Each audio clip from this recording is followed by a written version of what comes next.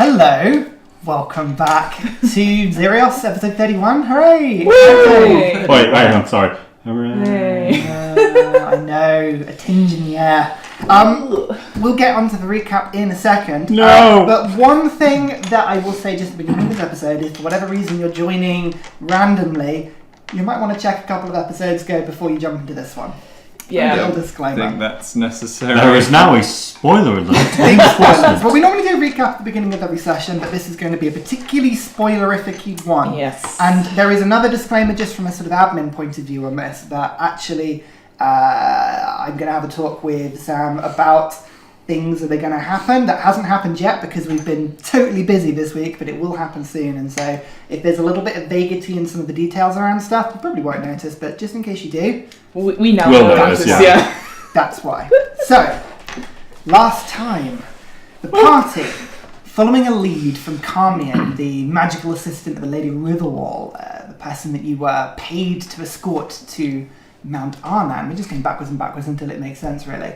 You were following a lead to collect an artifact deep underground the mountain, underneath the mountain, I should say, protected by creatures and Durgar. And when you got into the temple, elemental-like creatures and puzzles and traps, you found a temple that was designed to be solved, yet was very difficult to do so. You fought some Durgar at the beginning of the temple. Unfortunately, the leader seemingly managing to flee in the middle of the combat, never to be seen again.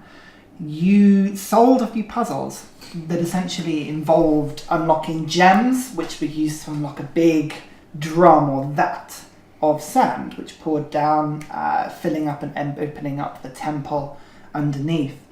But not unfortunately before Blue, our favourite Dragonborn, was lost in combat, petrified by a basilisk.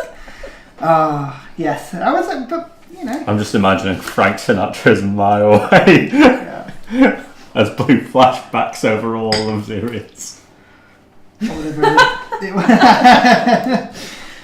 The party, shocked to say the least, took some time to rest by Blue and had a discussion with the Bear King, an apparition, powerful spirit that is connected to Theren through Bearclaw, his weapon, and the pact that they made, where things were discussed, options were laid out, and the party had some time to reflect upon not only what had happened, but also choices that both of you had made and needed to make going forward.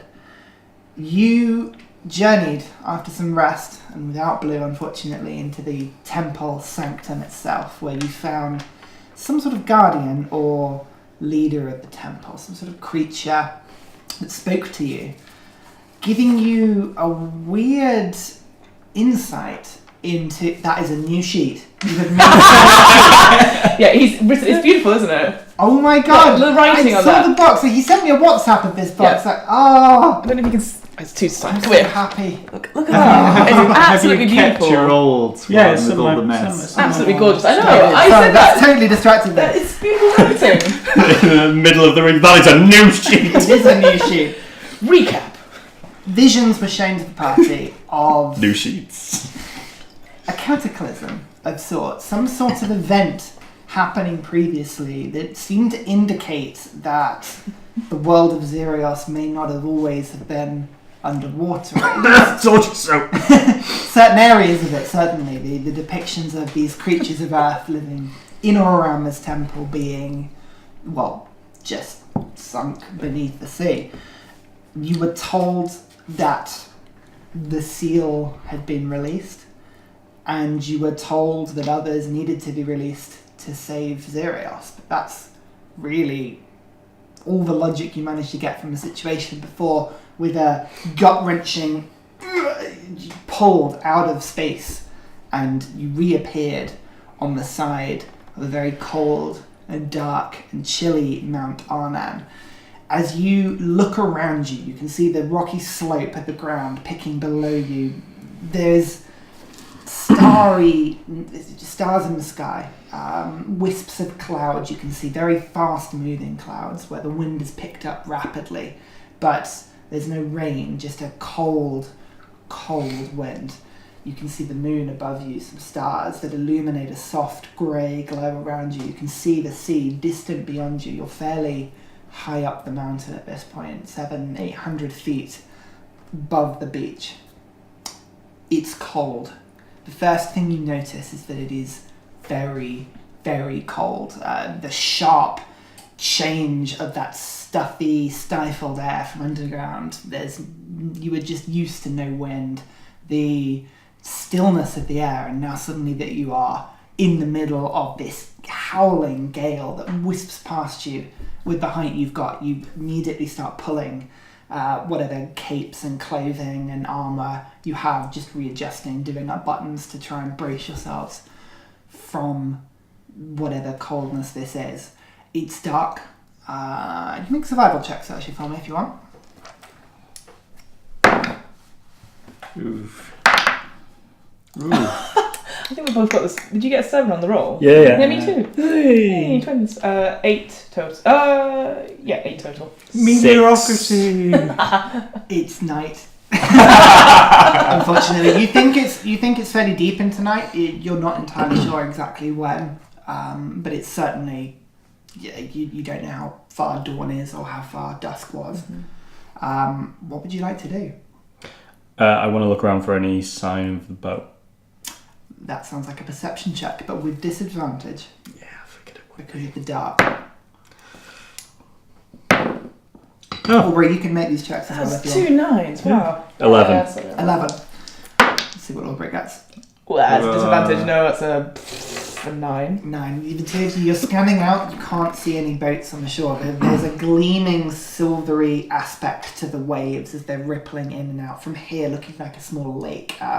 You know the waves are a lot larger as you get down, but at this height with the moonlight just rippling off the top of them, it has an eerily stillness to it. It's strange. I think we're best trying to find somewhere to take shelter for the night. Head down in the morning when it's light. Yeah, I guess we could try and find some of those caves you spotted before. Yeah, well, do I remember anything about... Yeah, does this look Yeah, does familiar? look I familiar guess to we me. didn't go up that high. I don't Make think. survival checks. Oh. Ooh.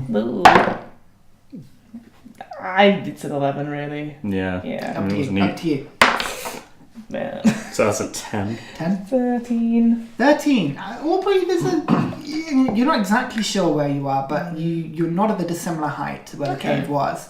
You look down using the perception rolls from before. It's difficult to know exactly where you are on the mountain face. At a guess, you think you might be 90 to 180 degrees around this thing, so it's a bit of a walk, but you know, once you get round a little bit, if you can get your bearings, you may find might it. have found it, yeah. I mean, we could try and camp. Are we like on a plateau of some sort, or are we just At the moment, imagine a plateau, but at a sort of 20-25 degree angle. There's a real sort of drop to the rock. Yeah. Imagine, really, it is a mountain. Yeah. So there are bits that are sort of up and stretched Like an out, outcrop, boulders and yeah. outcroppings that you can walk about, and that's how you got up. You managed to sort of weave yourselves around initially when you originally climbed it, but so you can make your way around. It would take some time, but you can make your way around. Let's try it. Yeah. Slowly. Yeah. But... It should be pointed out that at this point you're not knackered. No, we Yeah, had a we long just had a rest. rest. You just had a rest. You feel like your body clocks are a little bit out at the moment, but perhaps potentially you weren't doing 24-hour days underground. Who knows? Sure. Which way? Left or right? I say always go left. Oh, you pointed right. Okay. There's an amble crown saying I thought. Oh, never mind. Let's go right. With your survival check, you probably think it was probably left. Oh, it definitely is left. Fuck you. Sorry. I'm not sure No, how no, far it's- left. It may be all the way round, in which case it doesn't matter. But It's I think fine. Aubrey's bike. Sorry. I think Aubrey's just very upset about what's happened. Random voice in the ether. Who are you talking to? Right, let's go. Well, Yeah, left. left. Yes, fine. You first. Me the Bearcat. I would like the two of you to worst. make athletics checks for me, as you make your way around the mountain. Sweet. God, I sure wish I had some inspiration right now. Surely you're very athletic. Yeah, Oh yeah, see? apparently I am. Or a bubble. Fine. A bouble. 23. 24. Right, okay. Without any problem, you... It's almost like you're better off with that. We had Well, it's really almost as poor if- rolls before. You feel... Depressed is the wrong word, but you're not happy. That Determined. your spirits have been weighted, and you use that sort of gritty determination to get around, easily picking your way through the mountain. And it takes about an hour's travelling, circumnavigating the sort of the side of this mountain. But eventually, you recognise probably your passive survival first, Aubrey.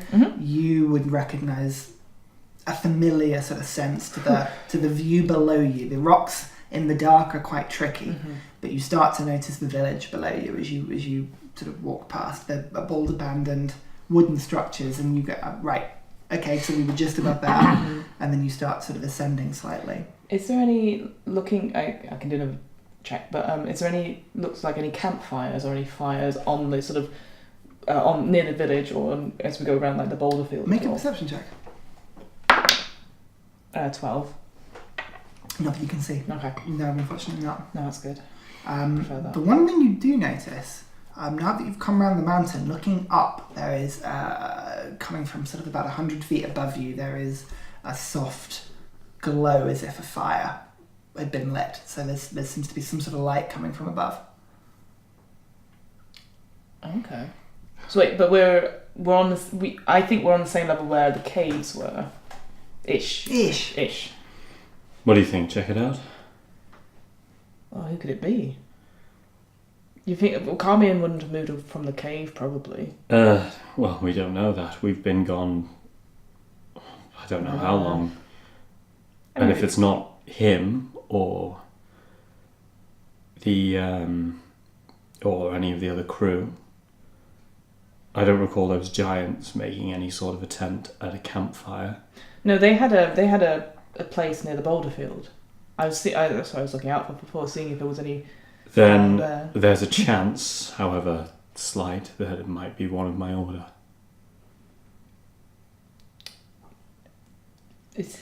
Do we need to go see them? Aubrey, I know this has been a long week. No, I just. But if someone is stranded on here, it is our duty to make sure they're all right. Oh, sorry. It's Fiona talking. Hello.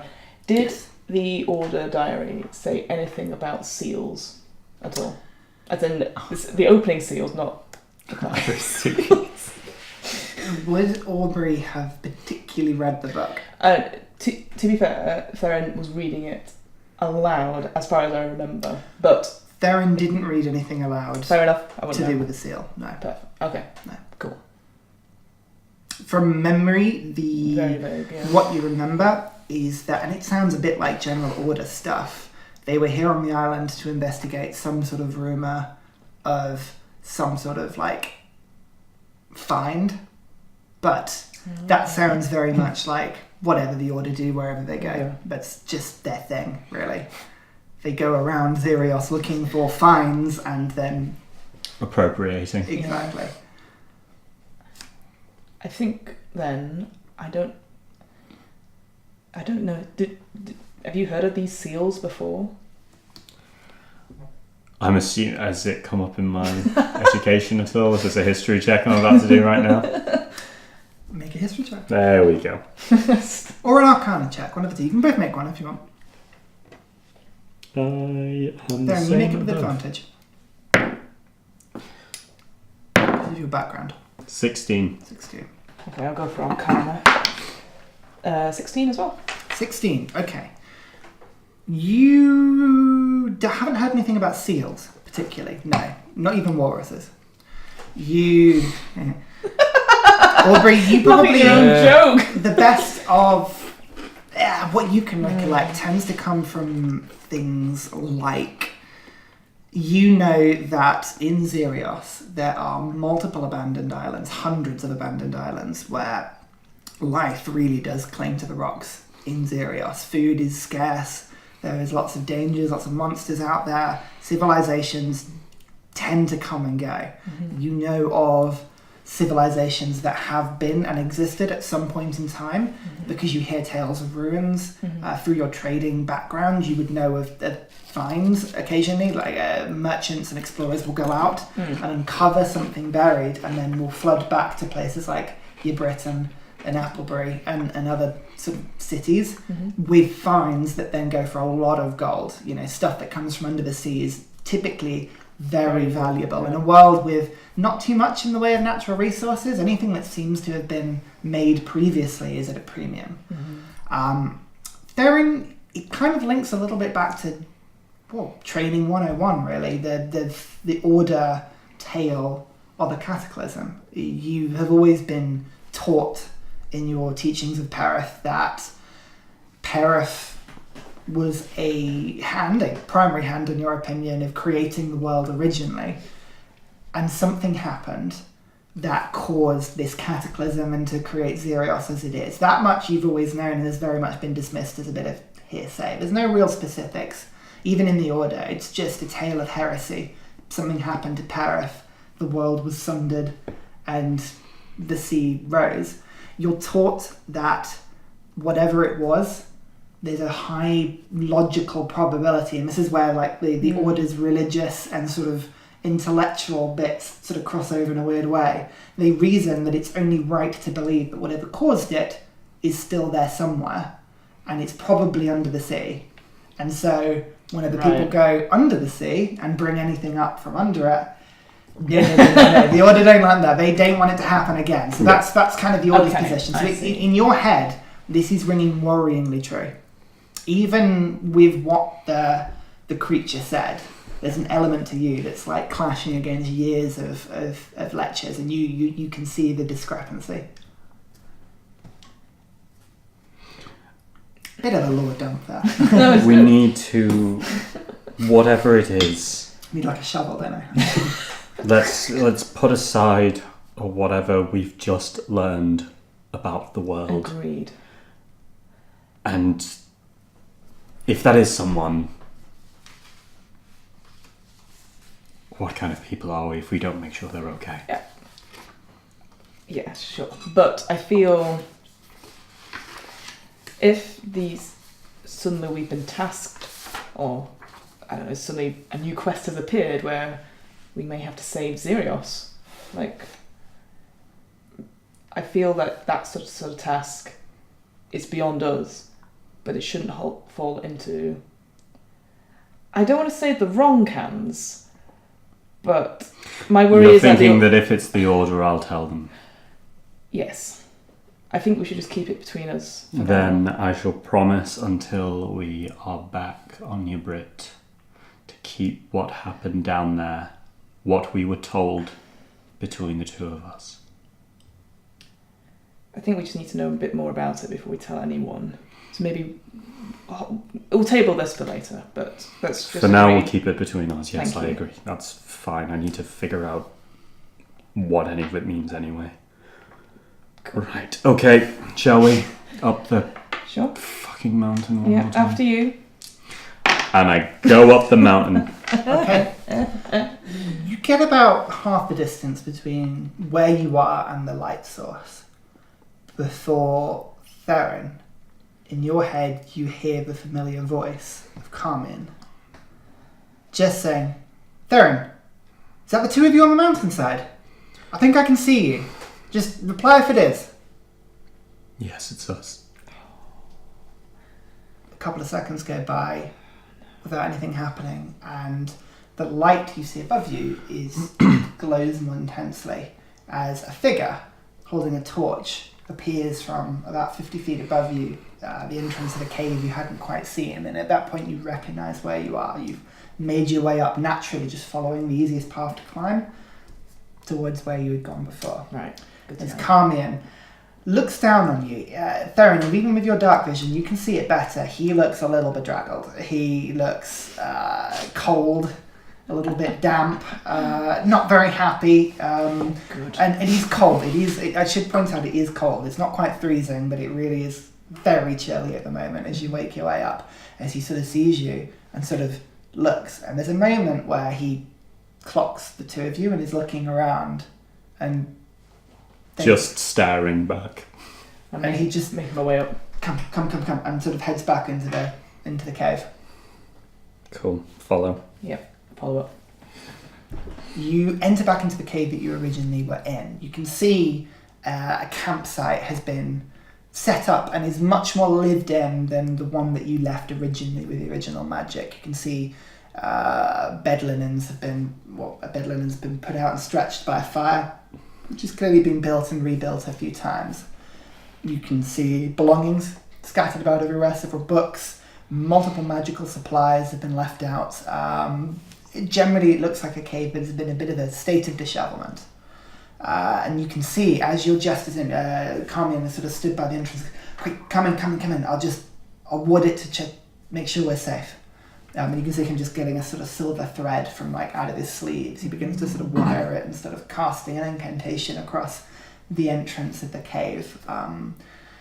It takes him a minute or so before he stands back up and huddles closer to the fire and goes, "Well, you're both okay?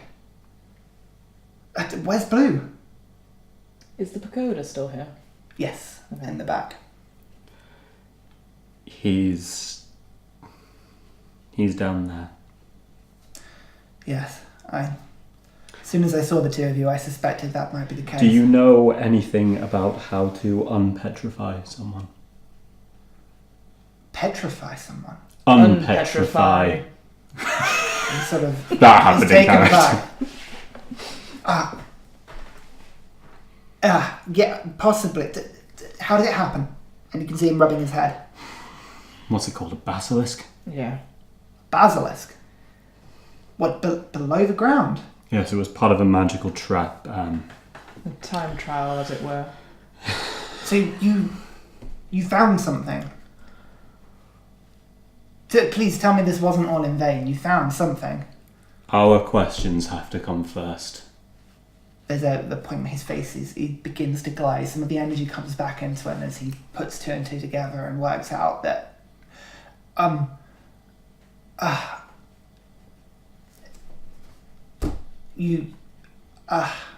please, it's time you met Lady Riverwall. Okay. And makes his way over to the back. That better not be Sam in Of the disguise. Oh my god, this whole fucking time. Cool. Let's go. You make your way back to he gestures for you to follow to the back of the pagoda. Taps a couple of times on the door and you can hear him listening to the wood in a similar way that he's done previously. Waits a few seconds, sort of nods and sort of picks out, opens the door. Barely more than a foot. You can see him as if trying to not let the cold in or something like that, and just as you and quick. I promise. Nothing at May. As you go in, you may be a little shocked that it's nothing that will threaten you, I promise. Not this time. Threaten?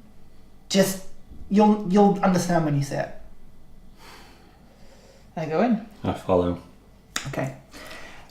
As you enter the box, the temperature of the room goes from a sort of chilly but with firelit area suddenly to a warm, temperate environment. You step into what can only be described as a large, elegant garden, immaculately kept with flower beds, with hedges, trees, fruiting flowers, and in front of you, made of beautiful turquoise stone, and it's just an unusual, beautiful construct. It is a mansion of impressive size. You look and you can see 20, 30 windows.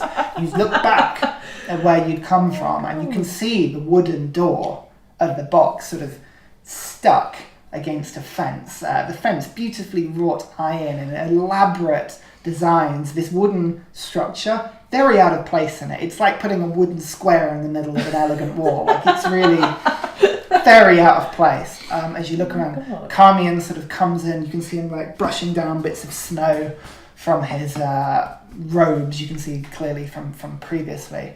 Shakes his hair out a little bit. You can see his horns just don't really let the hair move very much, but you can see. Yes, well, you seem to have reacted well to that. This is Lady Riverwall's sanctum. You'll understand when you meet her. She's not very well. This is the safest way for her to remain and be able to travel without, well, becoming under threat.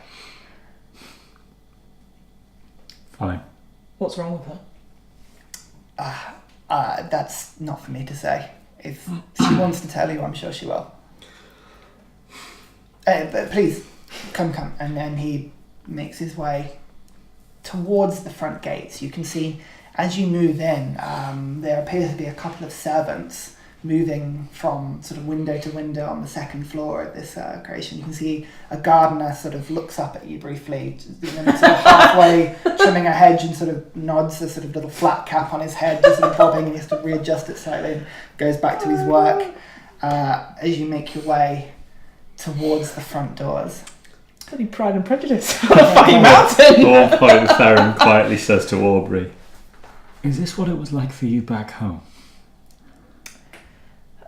Sort of. Not as grand. Right. We're only a trading family. We're not... What's the correct decorum? You're asking the wrong person. I'm covered in like mud and scratches and stuff. Aubrey, you've got a damn sight more training in courtly manners than I do. Just be yourself. It was a damn sight better than me. I'll carry on walking. So you make your way towards the front door. So Carmian stops at them. These large black wood, a shiny sort of coated surface that he knocks again 3 times on. There's a moment's rest as you hear the echoing of the wood and then the sort of vacuumous space behind this door, clearly a large room. As slowly they're opened, and in front of you, you see what can only be described as a suit of armour.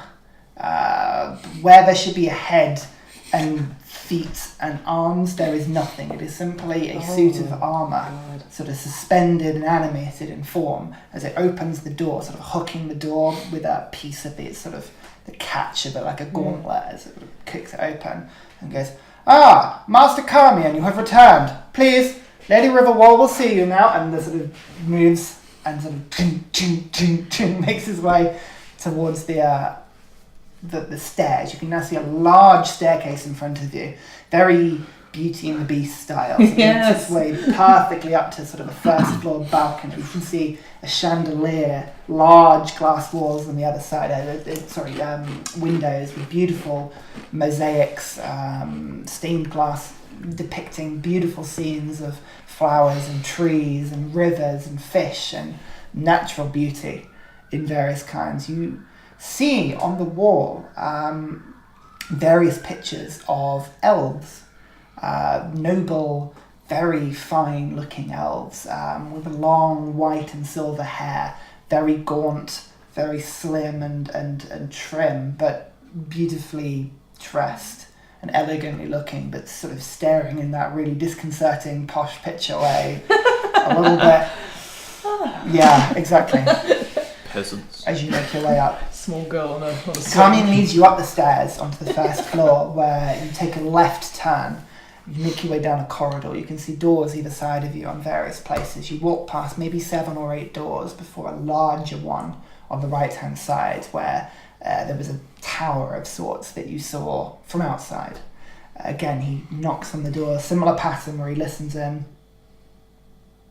and then opens it and makes his way into a waiting room. You can see plush sofas and chairs, elaborate rugs and tapestries on the walls. In the side of the room, a beautifully ornate crystal decanter filled with some sort of amber spirit and glasses set aside. Another one next to it filled with a dark red wine, again glasses out of it. You can see on the other side of the table all kinds of various foods. You can see various cocktail sausages, little crisps of some kinds, Classy. roasted vegetables, beautiful foods that smell delightful, as Carmian sort of gestures you in and points to a sofa and says, Lady Riverwall will be with you soon, and I will inform her that you've arrived. She'll take a few minutes to arrive. You'll understand why. Sorry, does she not know we're already here? You seem to be listening at the wood, so to speak. Oh, it's a part of the. It's a part of the spell. It's fine. Oh, okay. It's Security measures, okay. I get that. Well, yes, but it's part of the mansion itself. The whole thing is enchanted.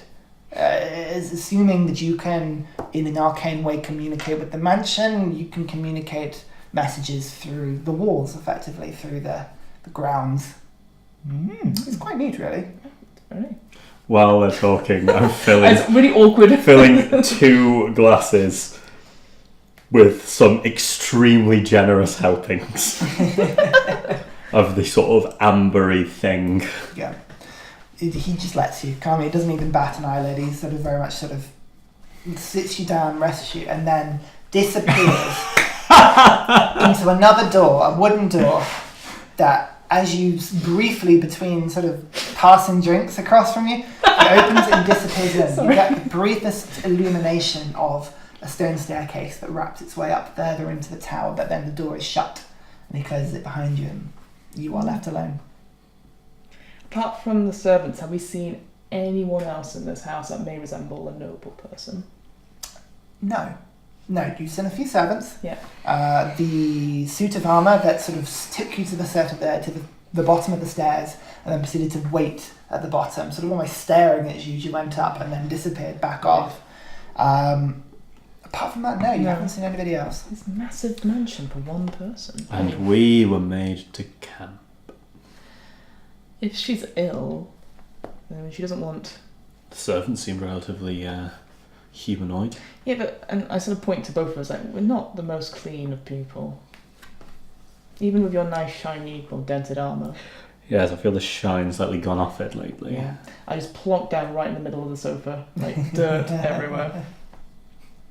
Theren sits very ordered on a one-person chair. And then just kind of sinks into it.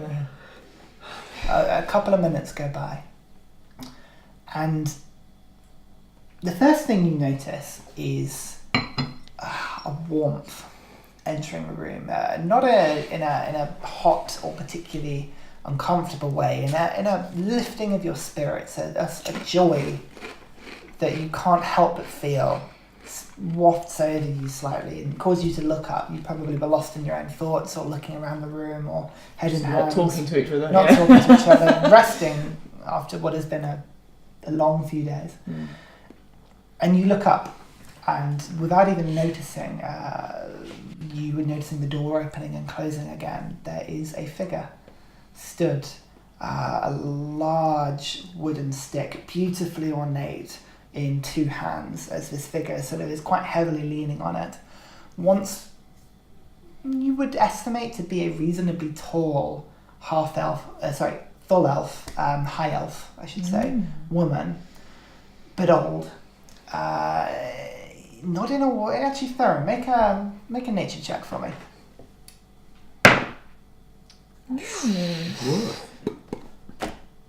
18. Whoa. As a half-elf, you would know this. Elves, when they get old, they don't tend to physically degenerate. Aging for an elf is a much more complicated process.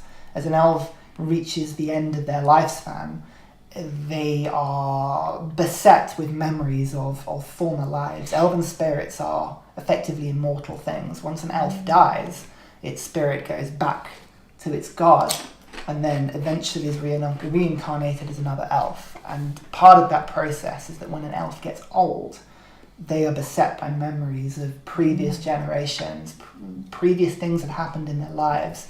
Almost like a strange form of dementia, as they become more and more retreated into the past and things that have happened. This elf looks old. You can see in her stance. Yeah? Just to clarify, how long is the average elf lifespan? So, here's the thing. We're going to clarify once and for all, because I get very confused about this because I can't read a calendar. So, in my world... I just meant generally. No, that's fine. So, in my world, right, Years that we will discuss them are the same thing, right? So a human will live 70 to 80 years, a half-elf 150, much more long-lived.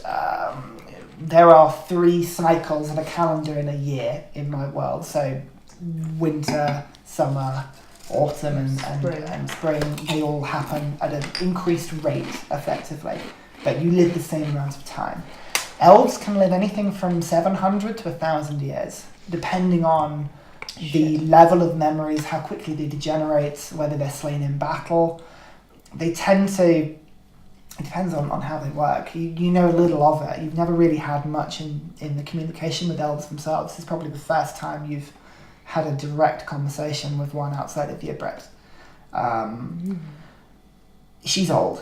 She looks withered. You can see it just in the elegant clothing is designed to hide her form effectively. A silvery dress, very ornately sort of fabric design, sort of lacy, but also very regal. You can see various gems in places.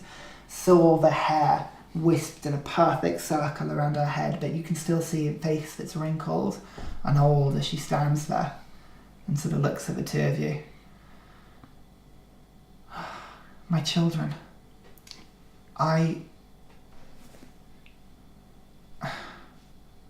would apologize, but even in my years, I do not believe that I could ever find the words to, well, not even to correct what has happened, nor to excuse it. But still, I am sorry. I hope to explain myself in some way. I do not ask that you forgive me, but I ask that you hear me and my tale. And I wanted to thank you. But in time, I'm Lady Riverwall, and you can see her. She's looking at you. Her voice is very elegantly smooth, almost sort of echoes off the walls behind you, very musically.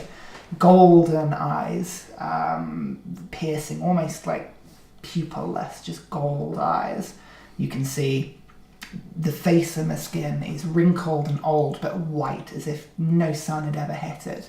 Almost as white as the hair. Random pieces of gold silk rings, beautiful rings across her fingers. She, again, is sort of stood deathly still, but looking at you from the door. Please, if you... And she sort of very slowly makes her way across the room, using the stick as a crutch until she reaches a chair the opposite side of the room to the two of you and sort of sits down. Please, before I explain myself, I ask that you entertain an old lady. Please, tell me what happened. From when would you like us to begin? From when you believe the story starts? Unfortunately, neither of us are very good with words. Our other party member was better at it. The one that was lost on this venture of yours. Genuine sorrow stretches onto her face as you say that. But I'll give it a good go. he believed in seeing the good in people, and we'll honour that.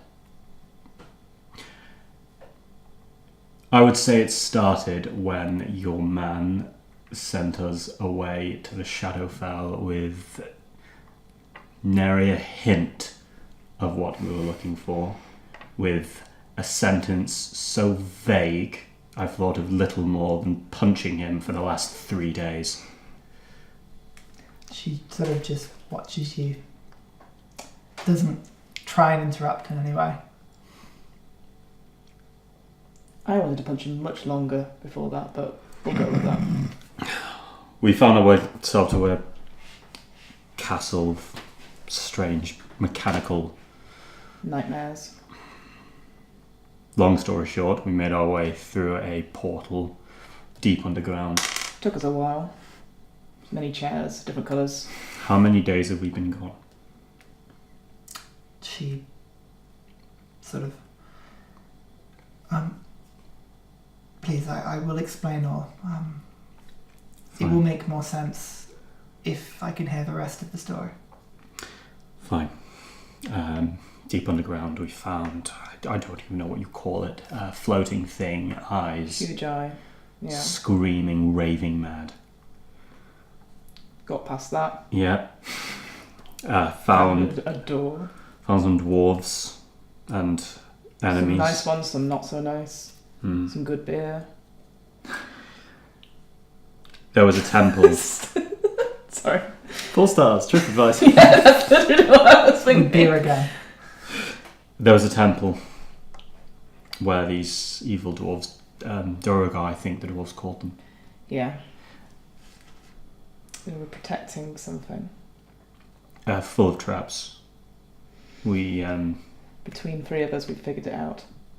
got down to the... Stuck on one of the puzzles for ages, though. Something about eye on the wall. Yes, Yeah. I don't think I'll ever be that smart again. No. And we were in the last moment. There was this chute that sand was pouring down, and one of us had to hold this ring As a sort of 50, counterweight. 60 feet off the ground, and at the same time they were being attacked by gargoyles. These basilisks were coming out either side, and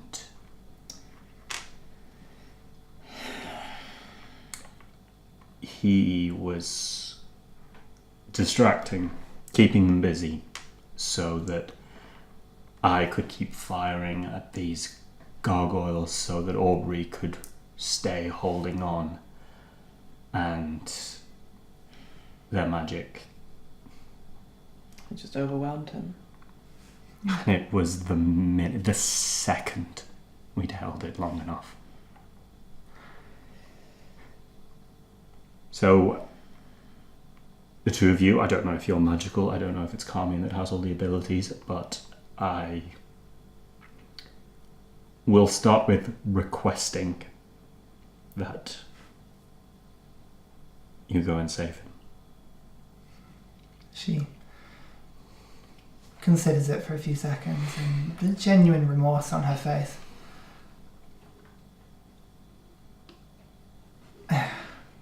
It would make more sense if I start from the beginning myself. I'm known as Lady Riverwall, to the nobility of Yibrit. I've lived there for the better part of 400 years now. I am an arcane practitioner. A self-taught wizard, but a capable spellcaster. This mansion, she gestures around, is one of my greatest achievements, studying the works of an old archmage, Mordekainen. I am physically frail. In my youth, I experimented with magics that were beyond my capability and lost a great deal that meant a lot to me, including my health. I cannot leave my mansion anymore and must engage in my activities via the help of those in my employ and those loyal to me, of which you have met Carmen, my assistant. He lacks empathy, you could say, but is capable, means well, but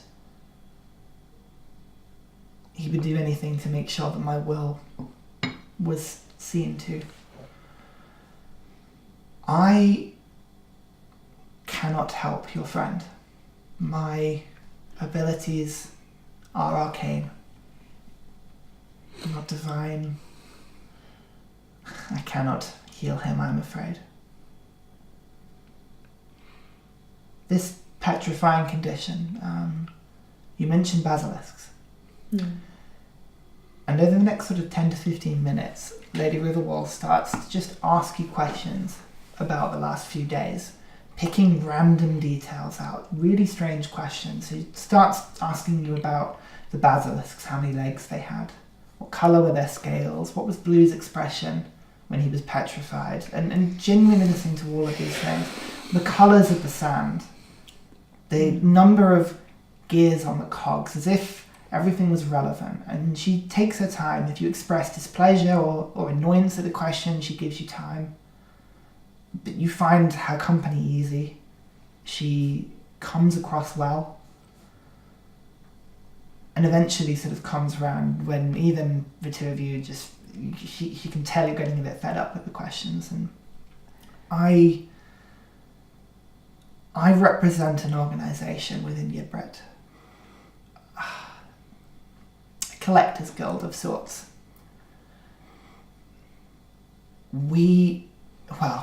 I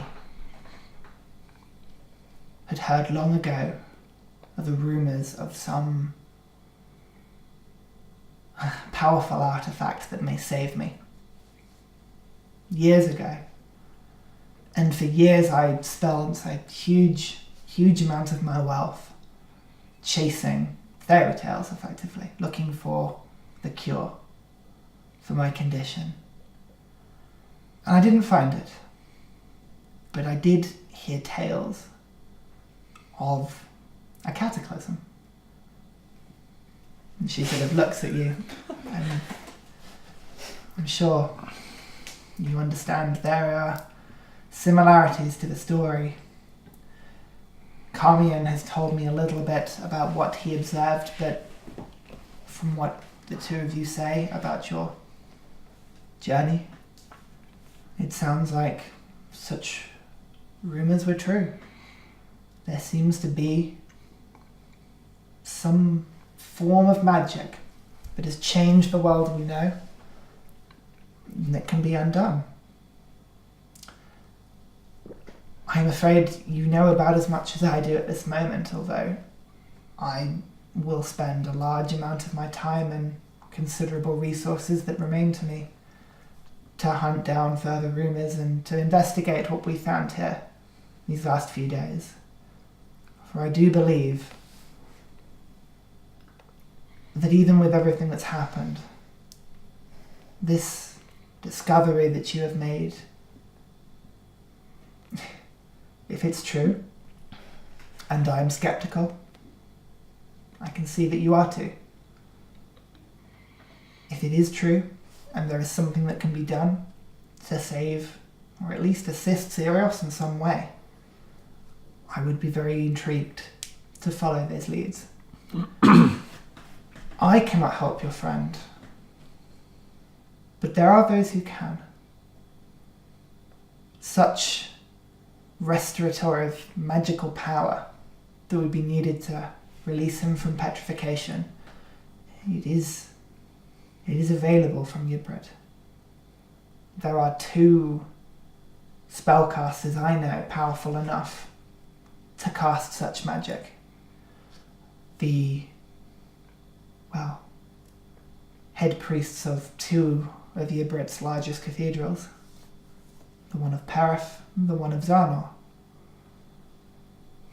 I believe our problem, and I do say our, for I feel indebted to the 2 of you, and more importantly to your friend, more than I can express.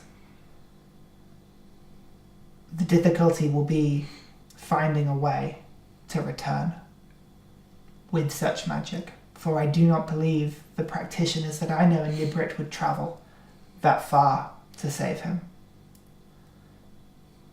So I will look for alternatives, and I imagine that you will too. But I want to thank you, both, sincerely.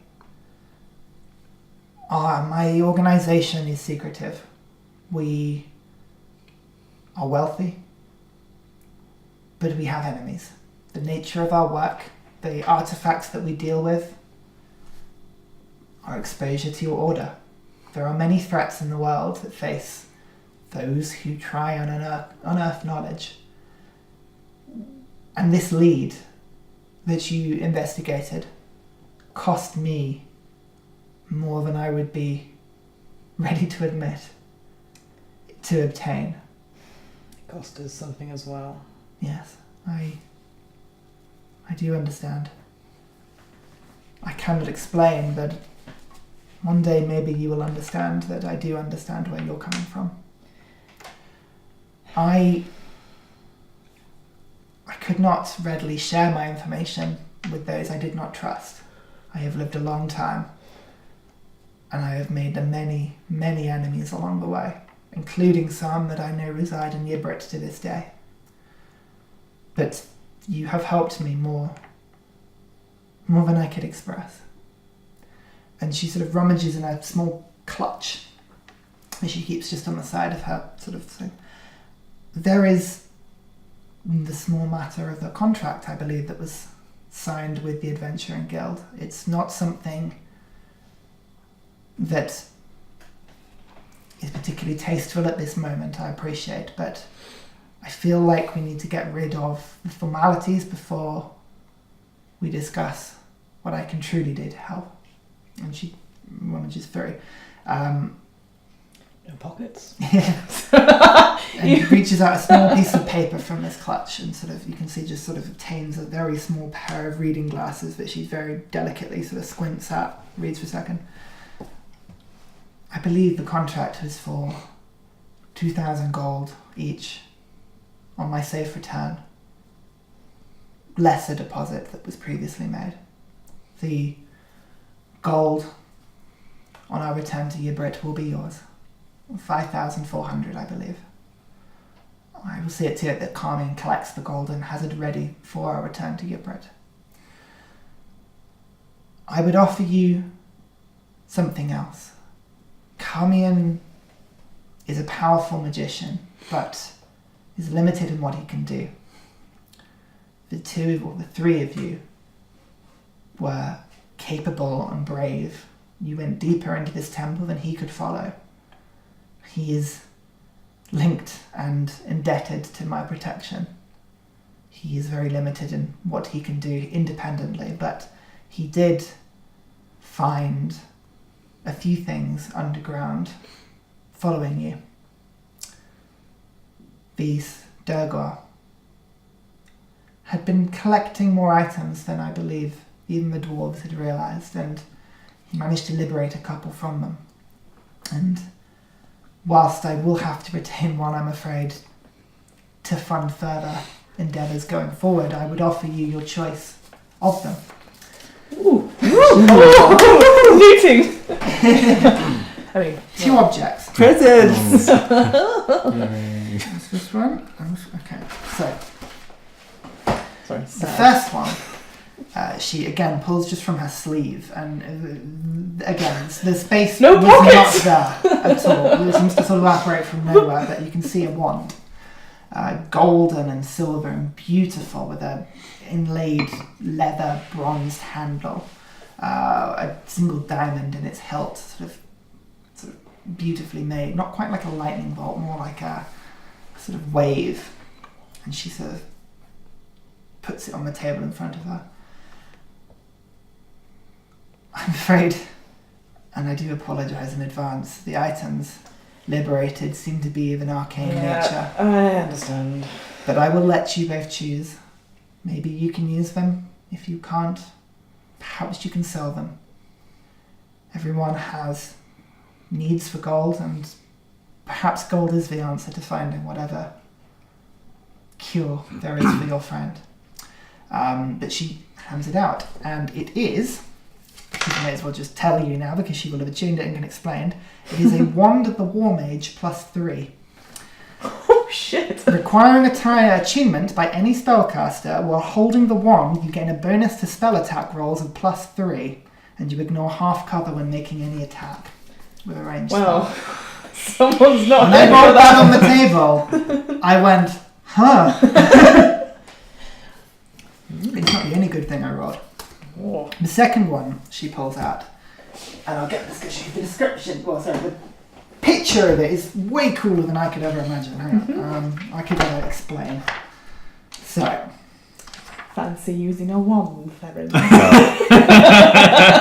made of a cross between wood and bronze, a gnarled staff, about 5 feet tall, with a skeletal hand on it, made of bronze, looking a little bit like this. Oh, spooky. You can see. Oh. Not the most eloquent of designs, but a powerful magical item, this. It is a staff of withering, requiring attunement from any cleric, druid, or warlock. I didn't make that up, genuinely rolled it. The staff has 3 charges, essentially, and it charges 1d3 every dawn. It is a magic quarterstaff and can be used as a magic weapon. And you can, on a hit, expend 1 charge of the staff to deal 2d10 necrotic damage, like a smite effectively. Oh. If hitting, the target has to make a Constitution saving throw, or disadvantage is imposed for an hour on every strength and Constitution save and ability check the target makes. Smack with a bronze hand. Smack. She pops it on the table as well. I do not want you to see this as blood money, or in exchange for a life, nor bribery. We promised that everything that you found down there would be yours. And whilst we will retain one of these items to fund some gold towards future exploration and academia,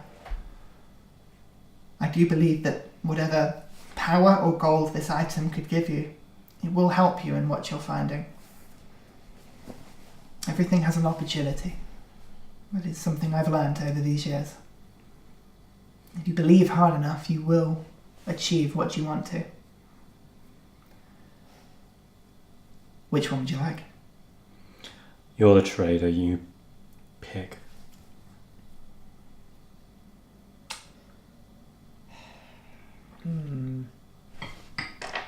Odds, staff, evens, wand. Evens, so we'll take the wand. Okay. The less horrendously creepy of the two. And that's wand. She picks up the staff and sort of, again, there's a sort of almost like a sleight of hand, a very lazy sleight of hand, and it vanishes again. And a magical mage hand appears in front of In the her, sleeve. picks up the wand, and then sort of softly brings it across the room towards you, Aubrey, and holds it out in front of you. You want to put that in here? Look, for once, I want to hold on to something. Alright. I'll take it. I have some... Oh, footsie. Sorry. Who was that? Careful now. I was going to Yes, We ask had fun. some questions, if I may, Lady Riverwall. please. Carmine said that you did background research on all of us a little while ago, and to make sure that we were who we said we are and stuff like that. Yes. Now, this might sound a very odd question. What do you know about amber crowns?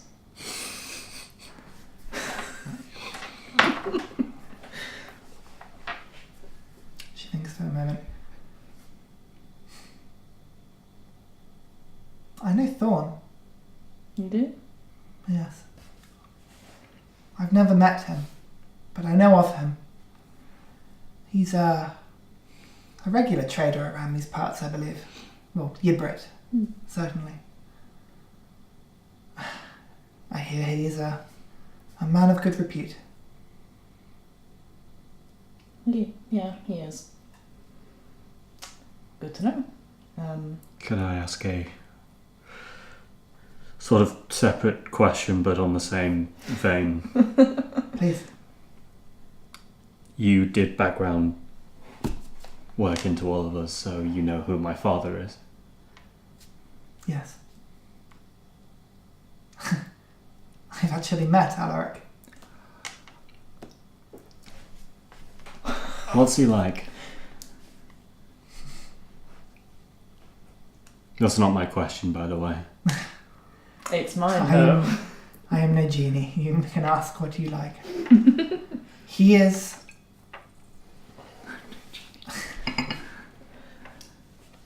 mountain amongst boulders. He is a force that will not be stopped. He is a good man, but a good man who believes possibly the wrong thing. Right. Then...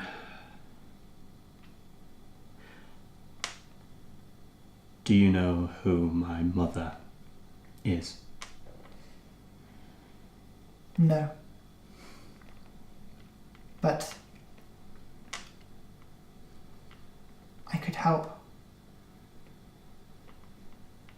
And what would you want in return?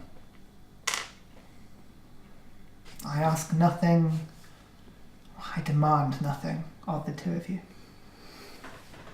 My organisation will be intrigued and interested in the discoveries we have found these last few days.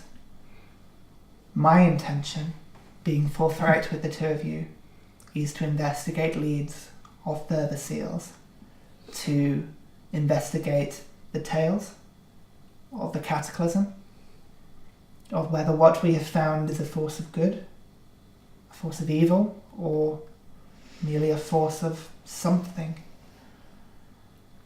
And my intention,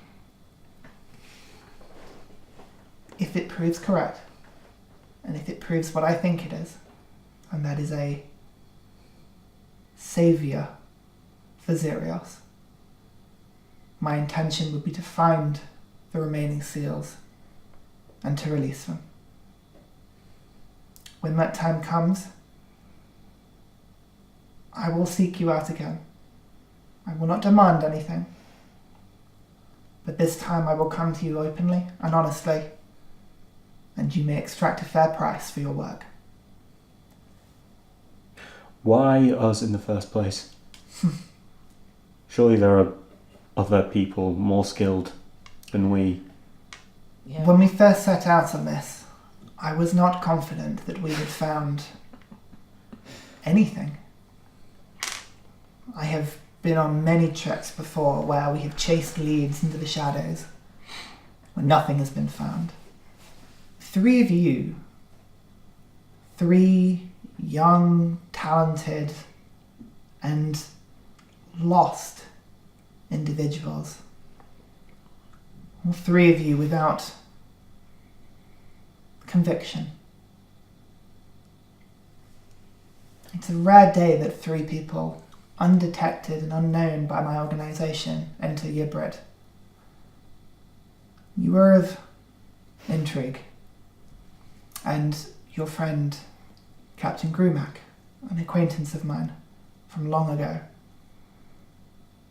Well, his reference was glowing, to say the least. He told me of, well, not me, but he told Carmion of your trip to the Beggar's Bowl, your ability to survive and to, well, come through the odds. It was a tenacity that was useful. But I will admit as well, having unknowns as my mercenaries, in case we didn't find anything, it would have been easy enough to part ways at the end of the trip and, well, not cross paths again. The more famed mercenaries of Ybrid, well, I wouldn't have been able to keep my work particularly secret.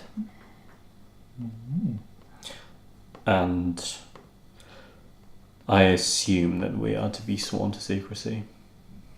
I believe that I do not need to ask secrecy of you. When I look at the 2 of you, I believe that you truly understand that secrecy is the correct path here. Theren, as a member of the Order, you know, rightfully so, that things found under the sea can be dangerous and have led to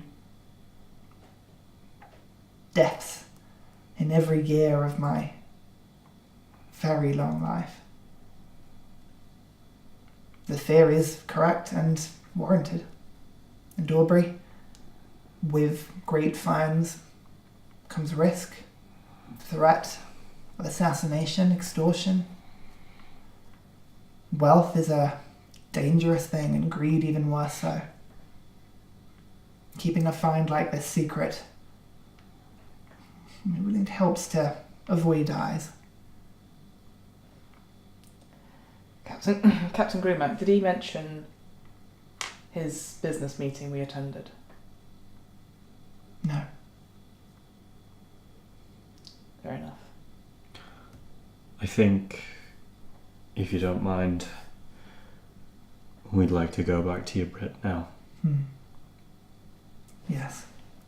I believe I am needed there as well.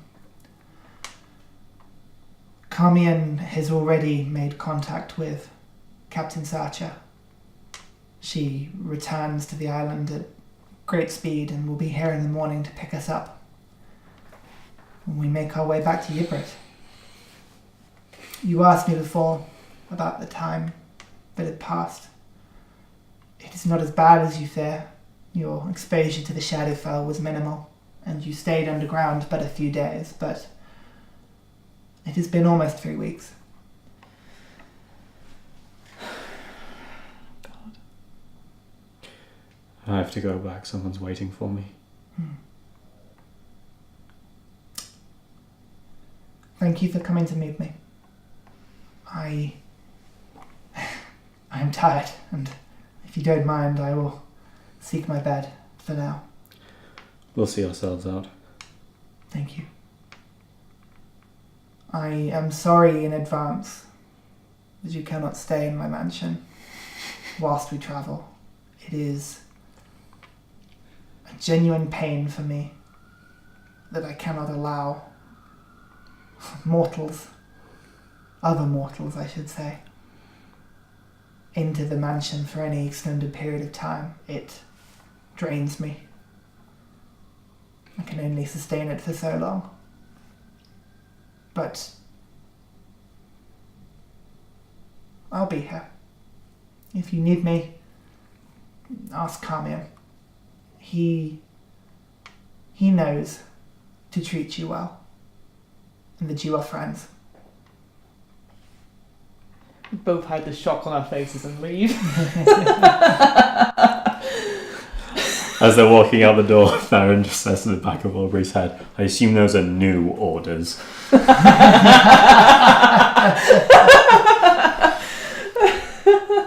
So you make your way out onto the hallway, and there is, this time, not a suit of armour, but you can see a set of tunics, real regal servant gear, like a waistcoat and suit and a tie, but again, totally without formal figure inside, a hat just resting Mr. Invisible style on top of the suit. The Justice. Ah, yes! Are we to be out? Splendid! Follow me! It's on like And it just sort of automated. drifts. Is it just me, or does he sound an awful lot like Vincent? It's more. You'd think if she can't host us in the thing, she could get rid of some of these things. Like, who are they opening doors for? Carmian? Carmian can open doors. Who knows? Look, before we go any further, Do we have to talk now? no, this is Okay. quick. There's something that I meant to dole out earlier, but we were distracted in the temple. So, and I reached my side, grab a purse of coins. Were you just quite doing that? I was weighty. gonna say, were you doing And that just while- go, there you are. Oh, cool. There's one for Blue as well. I thought either we would just hold on to it for now. Hold on to it for now. I also have an idea. When we get back to Yibrit, I don't know what it's like in the Order in terms of books or art, but normally when someone dies, A lot of the former, not so much of the I latter. thought so. When someone dies, normally you get like you commemorate them with a book. I thought we could go to the Scriveners Guild and write or record our memories of him and some of his better work that he randomly screamed out in battles and call it I don't know, Blue's Clues. I'm only resistant for one reason. If it's the title, I'm not budging on it. We'll workshop the title. I'll fight you on the boat. I don't want to think of him as dead. No, but at least we'll always have him with us in some form. All right.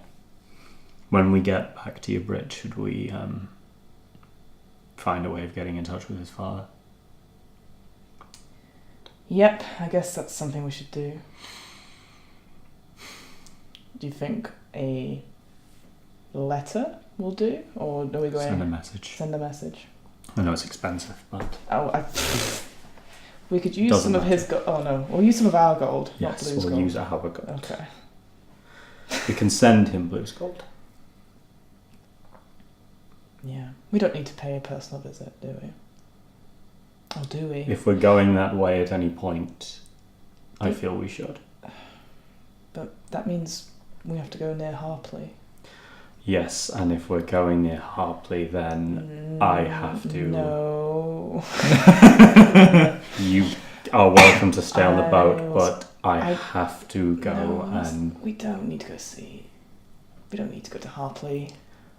We can talk about this later. It's like going to point 8. We're arguing as we're going out of the... You make your way out. As We're not you going. move back through the wooden door into the cave, you can see Carmian sort of looking up from you with his sort of hands by the fire. Sort of looks up and... Well,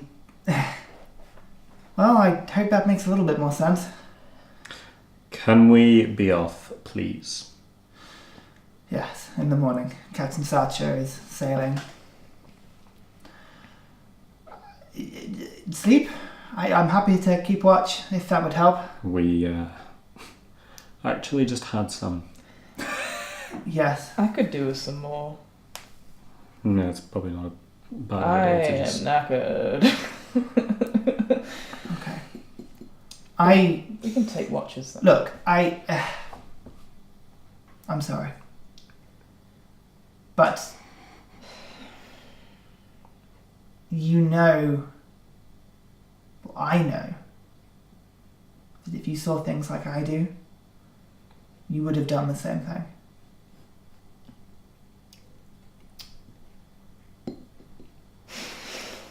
I sincerely hope I'm never in a position to be able to empathise with you. But, that being said,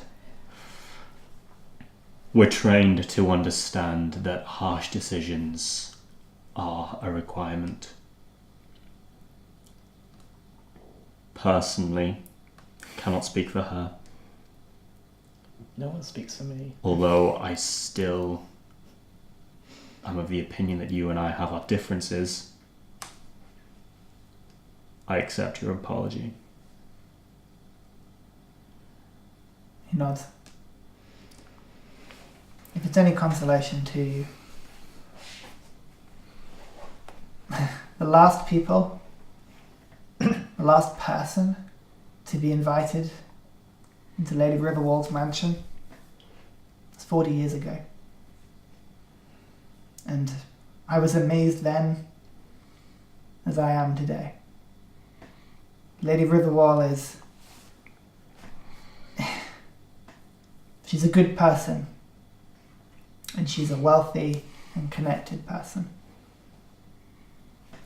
If anybody can help, it will be her. I will keep watch. And we can take turns. Oh, and I should and you can see him just reaching out of of his sleeve, and just into sort of a pocket down here, and he pulls out the obsidian tuning fork, and he hands out, pops it by the fireplace, and just you can hide it if you want. I mean, I will want it back eventually, but I'm just. No, I thought it was.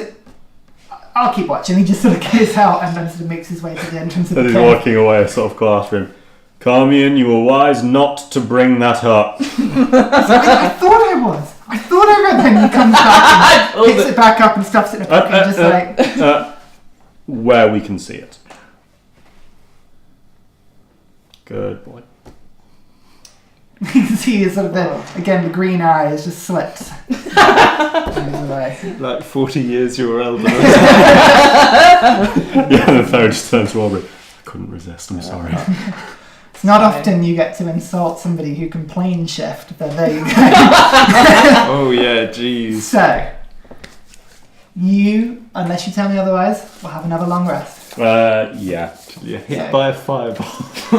With your camping gear, with the warmth of the fire and the shelter of the cave, it is an uncomfortable night's sleep, but it is a night's sleep.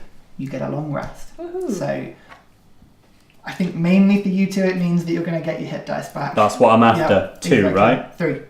Half your hit hit dice. dice. Sweet. Rounded down. Can I do something? We'll come back to it after the break. Ah! I was about to say, when we're doing all this, we'll have a break and we'll Sounds come good. back. See you in a bit. Bye. Hello, welcome back. So, we've had a little bit of a debrief and the rest goes uninterrupted. You wake in the morning. Carmian does that thing where he doesn't directly wake you up, but starts making a lot of noise in camp.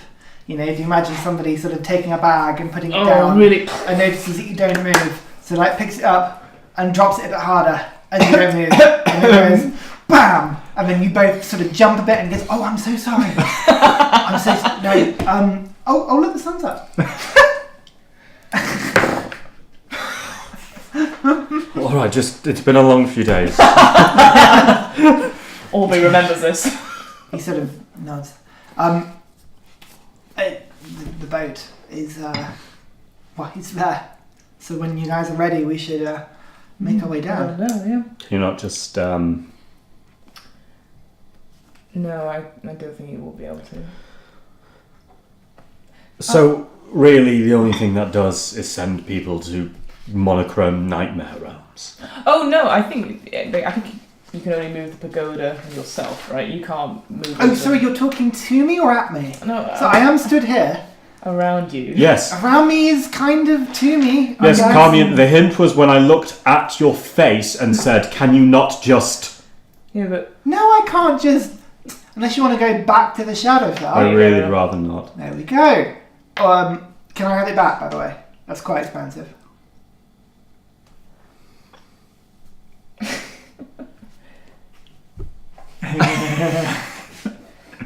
your hand's been on bear claws Right. the entire time. No, I cannot just us there. I could like 2 of us there, and I can lift the box, but I can't do everything at once. I think go on. Hard life. It's Right, I'll take the box. You guys get yourselves down. Is that all right? Yeah. Great. I'll meet you there. Good. And you can see he starts to sort of pack all of the campsite together, and very similar to Theren's bag of holding, he sort of has one on his side and he starts putting everything in it, and eventually the cave is barren of stuff, effectively. There is a flourish of magic, as you can see him again, that very you feel it, strong sense of arcane power as he casts, what would he be doing? This one would be levitate, and just lifts the pagoda up, and just holding it behind him, just with 2 fingers in the air, this arcane, like, you can see it almost burns in a blue flame, and as he moves his fingers, like moving your hand in a strobe light, you can see the energy just sort of flows behind as he walks, and this pagoda following him. He sort of carefully, like, maneuvers it out and goes, right, see you down there? It's going to take a little while for me to get down. Sorry, one last thing before we get off this place. Yeah? Oh, I'm No, sorry. take your time. Yeah. Thank you, yes. This pagoda is bobbing behind him. Oh no, please. You didn't see any other members of my order while you were here, did you? We've been gone for some time, and I know there are some here, dead or alive, I don't know. No. But, and he sort of thinks to himself, do they all wear sort of steel armour? That, and he explains like what you know to be the symbol of the order on like shields and plates and Point stuff. to him. That's right, yeah. There was one on the ground. He must have been a couple of hours away from the. He said things to himself.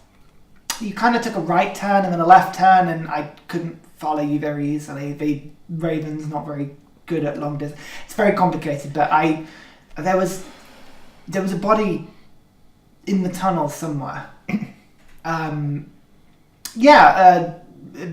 Bold. He'd been there a while, I think. Describe him. He gives you a description of what appears to be a low-ranking Inquisitor. He doesn't give a very good description, being frank. He clearly didn't pay that much attention to a sort of body in the tunnels like that. But the armour, the weapons, and the general sort of... He describes the body as kind of there with a shield and a sword like crossed in front, like sat on the corner of the tunnel. And you recognise that as to be an Inquisitor, somebody with like a bit of martial training to them. So you don't think it was a part of the preservation service? Correct. You think it would be one of the military wing? Okay. And he was just, lying dead on the ground? Oh, he looked pretty dead. Like- Yeah. But dead from old age, dead from combat? I didn't look for long enough. Okay. I was trying to follow your lead and Ravens aren't very good at thinking straight for long periods of time. I'm really sorry. Nothing off They my back. flit around. Can we? And you can still see the button sort of hovering behind. Yeah, that's... Cool. Great. And so he starts making his way carefully down, holding this thing. He goes very slowly. So unless you want to wait for him, you can Nope. just make your No, way. we carry on walking. Okay. Make your way down the mountain towards the ruined village of the wood. Make a perception check as you're going down. 5. 14. 14. You get about 300 feet from the wooden village, and you see movement from the structures. In front, coming into view, just sort of across the beach, is the falling star. You can see there the familiar sails, the wooden ship has been docked about 300, 400 feet away from the beach, and the rowing boat is already beginning to come out to you. But the movement is closer to you. You see a figure within the village itself. That sort of familiar, horrible, large, fleshy form of one of the flab giants. You can see his head just sort of nuzzled very ungracefully into some of the wooden struts of a smaller abandoned building you'd seen before, sniffing around. You can see him sort of scraping his teeth against the wooden, like a big slats of wooden planks, but just as if like a toothpick, as it sort of very ungainfully sort of picks it. What would you like to do? So we can see this is sort of in front of us, this sort of village, and the falling star is like off to our left slightly coming in. Like a rowing boat's coming in. Yeah, so the rowing boat's coming towards the beach is where this... Clearly the rowing boat is... the back of the person rowing is to the beach, effectively. Right, so they... Is making their way in. Okay. Make a perception check. Both of you. Yep. Yeah. There's only 2 of you at the moment, so if you want to both make checks, this is fine. 10. 14. 14. You don't think this creature, or whoever it is rowing out, has noticed. Okay. We have to get rid of that thing. Yeah. I have a strategy. Okay. You're not going to like it. No. They are not quick. Mm-hmm. I can hit it with bear claw at range, lure it away, and we can easily outpace it while I keep hitting it. It'll take a while, but it will die. But there's more of them on the island. If you start hitting this one, it might call for aid. If Carmion comes down, I guess he's moving slowly. he is. You can't take the risk. You can see he's about 200 feet from you. You've gone quicker than him, but he's still making his way down. This creature in the village, it doesn't look like he's noticed you at this point. Mm-hmm. All right. We'll draw it away. How about this? Mm-hmm. We'll stay close, go at Carmion's pace. Mm-hmm. If it looks like this thing has seen us, we'll draw it away. Sounds good. We'll do that. Okay. Fantastic. So, What do you do? We are going to wait for Carmian to catch up. Okay. It takes about a minute or so. Yeah. And eventually you see him sort of approach, still with the box sort of levitated. He's got a sweat on his brow, having coming down. Yeah. He sort of looks around. Point.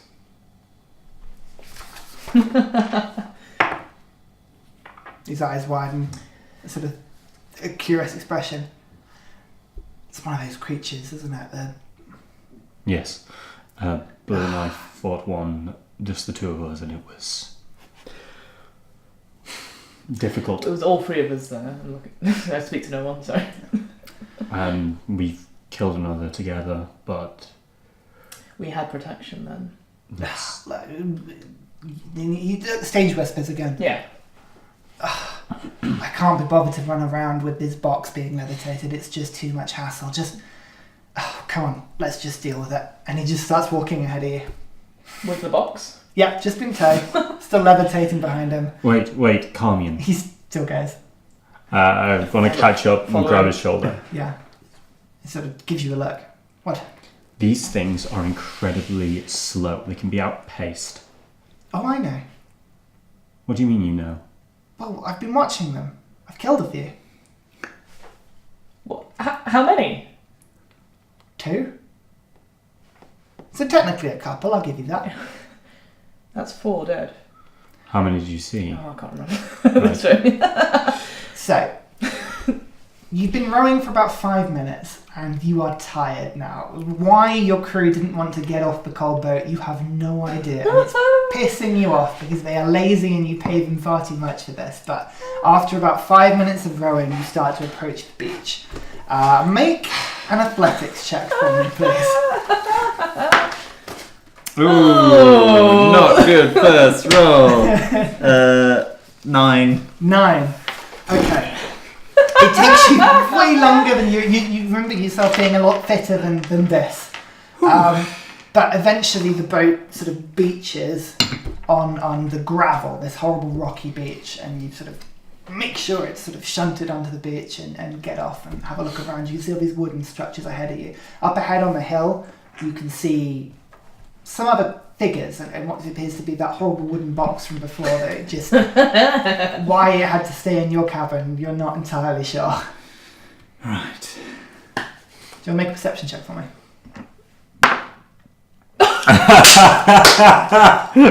I feel... I've got words with that man. That's a natural 1. Yeah. So yes, the two of you and Carmian see the boat beach, and you see Captain Sarcher get out of the boat and start making her way, Oh, shit. like, towards the village and straight towards you, with a natural path directly towards this creature. No. Waves. You just. Oh my god. That's great. Carmian, like, he just. Oh, look. Just message her. Carmian, just send her a message Message, telling her tell to her be to- yeah, come on. quiet. Or to stop or hide. Or we could just kill it. Come on! And he just like moves his way down. I keep pace with him. Okay. Yeah. I'm gonna have to. Fantastic. So, Looking at Sarcher, I draw Bear Claw and just wave with the weapon. with a natural 1, you're like, he's happy to see you. It's a bit keen. Okay. This is just Sam playing Sam. So, I think she understands. Sure, well, I'd like Okay, everyone to please. roll initiative for me, please. As Carmian gets within about 90 feet of this creature, Captain Sarcher is probably within about 20 feet of it now. Oh, And just has Jesus. advantage. The natural 1 of perception. damn it. So, Fuck. I need some initiatives, please. 18. 18. Very good. Sarcher, 14. 14. This thing has 10. I also get 10. You get 10 as well. And then Carmian gets 21. So, Carmian sense. is the first to react. This creature sort of pulls his head out. This horrible, flabby creature, Sarcher, it just completely takes you by surprise. Oh shit. Oh, bloody hell. This thing starts looning towards you, and you're like, oh dear, I didn't see that. As Carmian sort of puts the box down on the ground, you can see the spell vanish. He moves 30 feet ahead of him, gets within 60 feet of this creature, and there's a conjuring of arcane power as you feel a wind erupt around you. And he points at this creature, and you see a sickly green ray just shoot from his hand. So, just for some fun, that is a... It must make a dexterity saving throw. Oh, I heard there's a He's really good at that. Yeah. We got a good roll, but still not enough. Yeah. You see this green beam hit the chest of this creature from its back. It's very difficult to tell. It's so fat and flabby. It's just everywhere. As it hits its back, it grunts in pain. And then you see the green beam begin to literally pull its flesh away from the creature, disintegrating it from behind. God. Just for the hell of it. Between you, do you mind rolling me 10d6, please? Oh, Carmian, you badass. Okay, Right. so we've got Carmian 4, casts 5, Disintegrate at level 6. Oh no. Well, why don't we... There you go. Seven. Roll those twice. Oh. Okay. So that's... 11, 15, 18. 18, roll my gun. Oh, you know. I'm in maths mode. 10, 13, 17, 22. So what's that total? 40? 18 plus 22. Yeah. Yeah, it's 40. Plus 40 is 80 damage. You see the back of this giant just get ripped apart, horrible fat and flesh muscle, as it screams, like wincing behind the force of the spell. Theren, and actually Sarcher from the distance, you feel like there's just an arcane tug around the area of Carmian as he literally drags the weave, this magical energy around him, and just forces it into this destructive spell. And you can see him just sort of grin and sort of turn around. Carmian, he looks eyes with you there and he goes, "Told you. Go on." Who was next up? I think it was you. You're about 90 feet away at this point. What would you like to do? Fine, if that's how you want to do it. Point back, alright. Theren looks like he's about to fire and goes, "I hate you fucking things." And Hexblade's curse. Yes! Go for it. So bonus action Hexblade's cast. Yeah. Yep. And now I'm going to fire both beams at it. Both beams. First one is a 17. Hits. Second one's a 17. Both hit. Come on, Roll the D10. damage. Please. D10? Just at a singular attack. Thank you. Someone's again. Oh. Sometimes. Fiona walks away. Right, so that's 13 damage in total. 13 Nice. damage total. Thank you very much. Turtle. I don't know why I said turtle. The arcane beam just thump into this giant. You see it stagger back. This horrible gaping wound on its back now being exasperated by these arcane thumps that you're leaving in it. It's still standing, but it looks pretty damn hurt now at this point. You can see, Movement. yeah, muscly, fatty fibre has been uncovered from within its back. It's this grievous wound that would have killed anything else, but it's still somehow going. You can see it's still got wooden sticks and shards, like huge splinters stuck in its feet and arms. It doesn't seem to have paid much attention. Who is next up? It's me. Sacha, this thing's like 20 feet from you and you go, it looks horrible. You can't really see from where you are the extent of the damage on this creature's back. It's howling in pain, but what did you do? Ryan did give me a little tactical advice on how Sarcher plays, and I'm very much in line with this. I'm going to move 30 feet away from it. She just retreats back towards the beach, and Nope. cast Firebolt. Okay, go for it. Make an attack Yeah, bring it.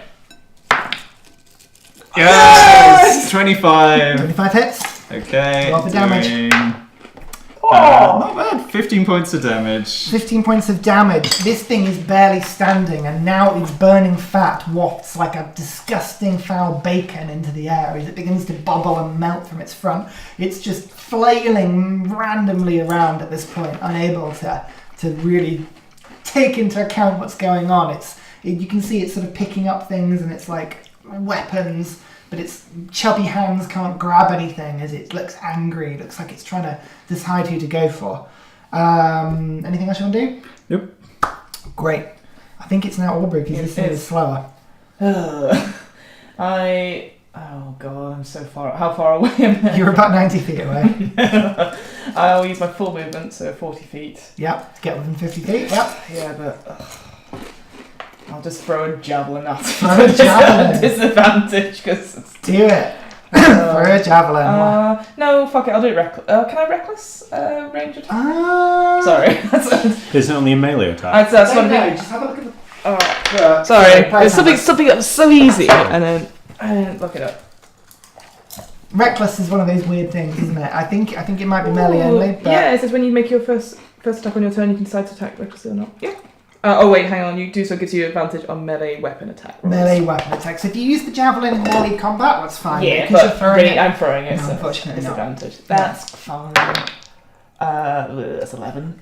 11 doesn't hit. No. Now the javelin sails through the air and just sort of lands, like, it hits its shoulder and embeds in the shoulder, but doesn't seem to have hit anything, God damn. like, hurtful, Yeah, unfortunately, let's at go. that range. You just didn't get the aim. Yeah, and I'll just go. Your turn. Yeah. The I could teach creature, you some spells if you No. like. at this point, it's just like, it's like no one's within 20 feet of it, which is all it can move. So it sort of looks around with an intelligence and yeah, it's probably enough. It tries to bury itself within the wood and inside, but it can't quite get in. I feel sad there. I don't. Oh, No. this thing's disgustingly horrible. It stinks. Carmian. So do students, but you don't kill them. You don't? Why don't we just kill all the poor? That was a Mitchell and Webb one. Have So you don't tried killing Killing all the before? poor. No, I don't mean do it. Have you run it through the system? Carmian at this point on the bank sort of looks around and goes, I told you. Honestly, you just have to... Oh, it's not even worth our time. He walks away from the combat 30 feet, goes back to the box and spends his turn casting levitate God's sake! to bring the box Please back finish into what the you air. started. Theren, You what would you like to do? asshole. How far away am I? Because I used my movement to You'd be 60 feet away. Yeah. move up another 30 feet. Do it. And then if you hit. Blast it again. Blast. 14. Hits, it's dead. Bam! The force, you actually hit the wood that it's trying to hide behind and shatter it into a huge chunk. Slams across its face. You can see a bleeding nose as it just goes boom, and falls into the ground. Oh, I won't use the second one then, fair enough. Go and pick up my javelin. Pick my And javelin. you are reunited. You see- Carmian, remind me never to complain about the time you spend in the bathroom. What? That is preposterous. Nah. Captain, for future reference, if I suddenly start waving my sword at you like a maniac, that means danger. Good to know. Good tactics, like it. Where's Blue? He... He didn't make it. I'm sorry. Right. Well, I'm sorry. There's a lot of people saying that. Let's head back, shall we? Yeah. Okay, so the rowing boat is fairly full, but you can all fit in it. Sacha, you pull out some spare oars and hand them to... You sort of... There's a moment where you go to give them to Theren, and then you think, now Aubrey. And sort of hand them across. Theren literally just Angry goes... bro. Yeah. At one point during the journey, Theren just goes, "Wait, you're the captain, why are you doing this?" Oh, my crew are absolutely useless. They were like, no, we're not going anywhere near that island. I don't think we blame them for that attitude. No, not from what I've just seen. Mm-mm. So, what happened? Fast forward.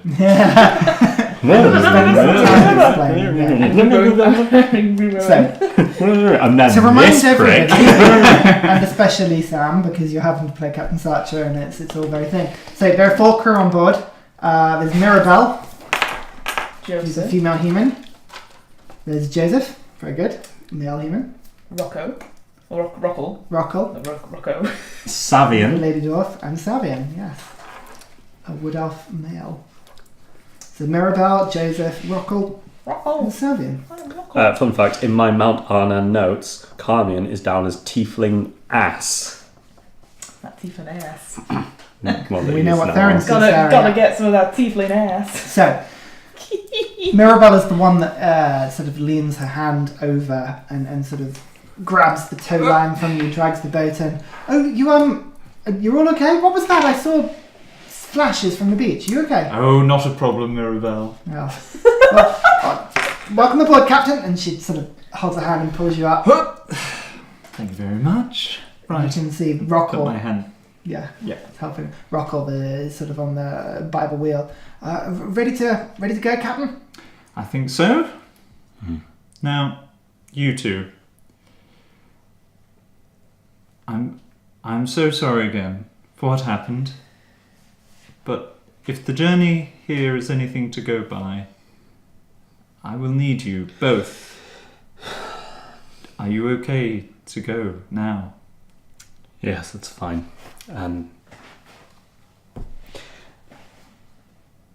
I don't know what you... what your intentions were with him, but I want you to know we did what we could. I had no other thoughts. We would have approved of the match.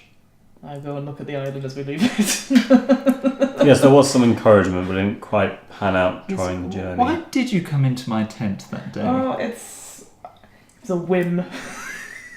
Didn't work out. It's fine. It's all right. We'd all been drinking, but Oh no, I just frightened myself to death. It's fine. yes, that Yeah. wasn't good. No, How are you now? no better. Wonderful. Well, this journey is going to go well. At least the wind will be on our backs this time. Again. Sounds good. Whenever you're ready, Captain, it's your ship. All hands to deck! And the crew just immediately start to sort of grab various lines. The sails are unfurled. You can see the anchor is dragged up. The rowing boat has been dragged up onto the deck and has been stowed away. You take your customary position by the wheel. It's all in the wiggle. All in the... Yeah. It's a windy day. It's a really windy day, actually. Perfect. And with a flourish of arcane power, the wind is directed straight full into the sails and the boat leaps forwards as you make your way north. So, yeah? No, please go ahead. Theren would say to Aubrey, before the island goes completely out of sight for us, do you want to say anything? I don't know if held onto the symbol of Parith. I don't know if he can hear us. I'm choosing to believe that he can. Yeah, I'll look to the island and I'll say, I hope you're not scared of the dark, but we'll be back soon, I promise. With stories. So many stories. But you'll be able to tell them better than we will. Meanwhile, If you were looking, sorry. I see you. We'll see you soon. see you soon. There's a moment where you let the words carry out with the wind and watch the island as it fades into the background. The solitary peak becoming smaller and smaller until it blends into the clouds behind after an hour or so. And the boat makes its way forward. So, Captain Thatcher, I would like you to make a survival check, please, as you attempt to navigate. Oh, Samuel. Is this with expertise? Yes, it is. Oh, Okay. Because you are at the helm it's your of ship. the Falling Star. This is where you are at home. So it would be 11 for survival plus 4. She is Oh. a 6th level, so that should Plus be plus 6. 6, yeah. What? For expertise. Yep. So 15. My brain's got... Thank you, 15. And does she have a wisdom modifier? Yes, I added that too. No, perfect. Great. So, Cool. 15. You very ably navigate your way forward. You start looking for familiar sights. Using your compass, you know that if you were to travel a certain direction for certain amounts of time, you know roughly where you are, and you start looking for familiar sights. The odd outcropping island to your right and left every now and then. Sort of the... what would you see?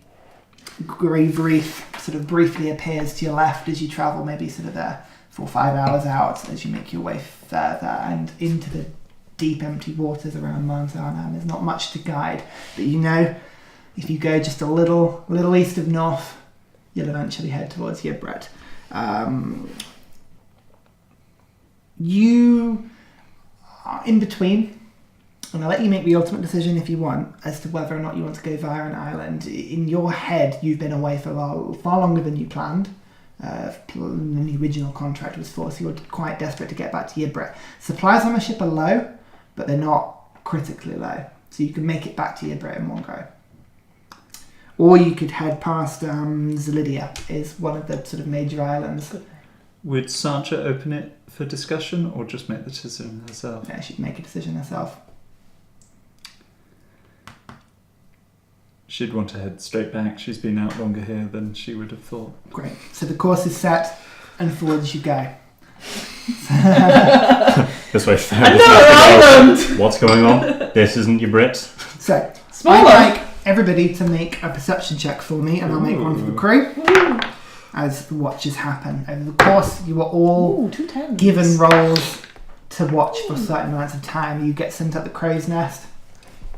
What did you get? 14. 14? 12. 12? 14. And the crew also got 14.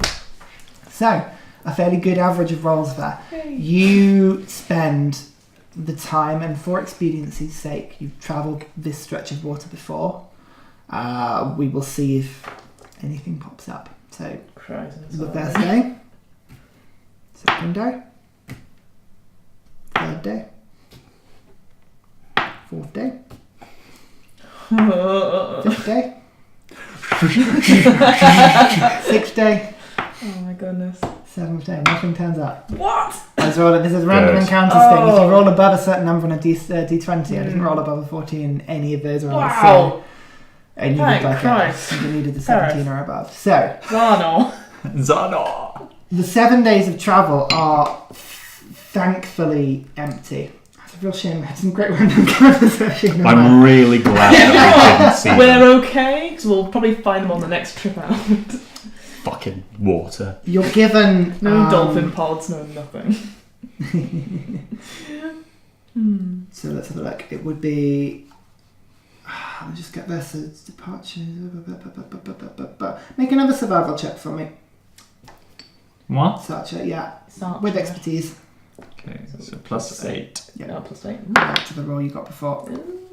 16. 16. You make good time actually. So you arrive back, and according to your calendar, it is the 18th day of winter.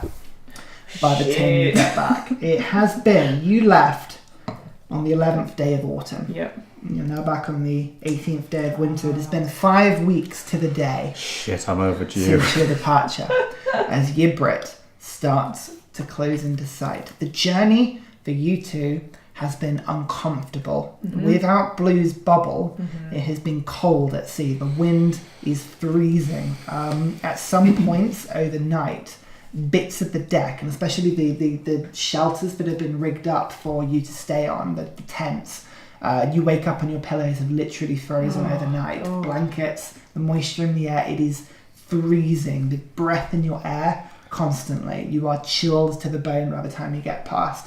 On the third day, you actually sort of are alerted to something such that you see off the right hand side of the boat. You Port. take a look at the port, very good. Oh. You take a look off and you think there's something moving, and you realise that it's solid chunks of ice floating in the sea that you sort of steer clear of.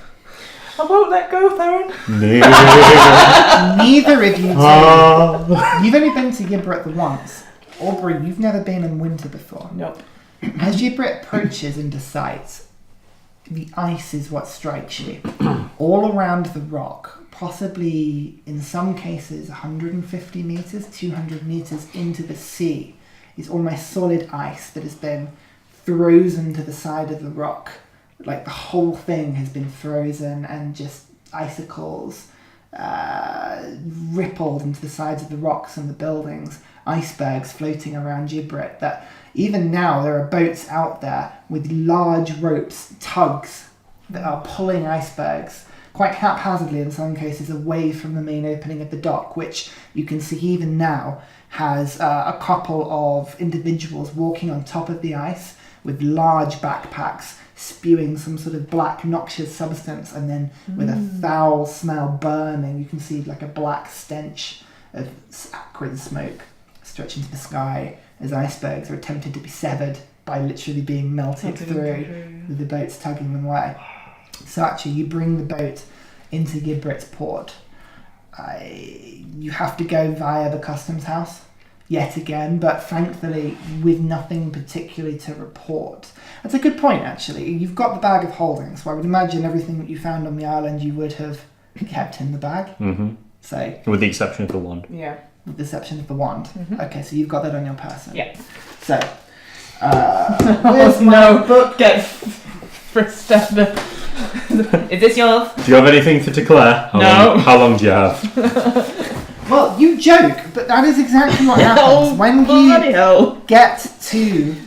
Let's have a look. So, it's not the same woman, is it? Because I think I would cry. Gibrit Shipping and Administration.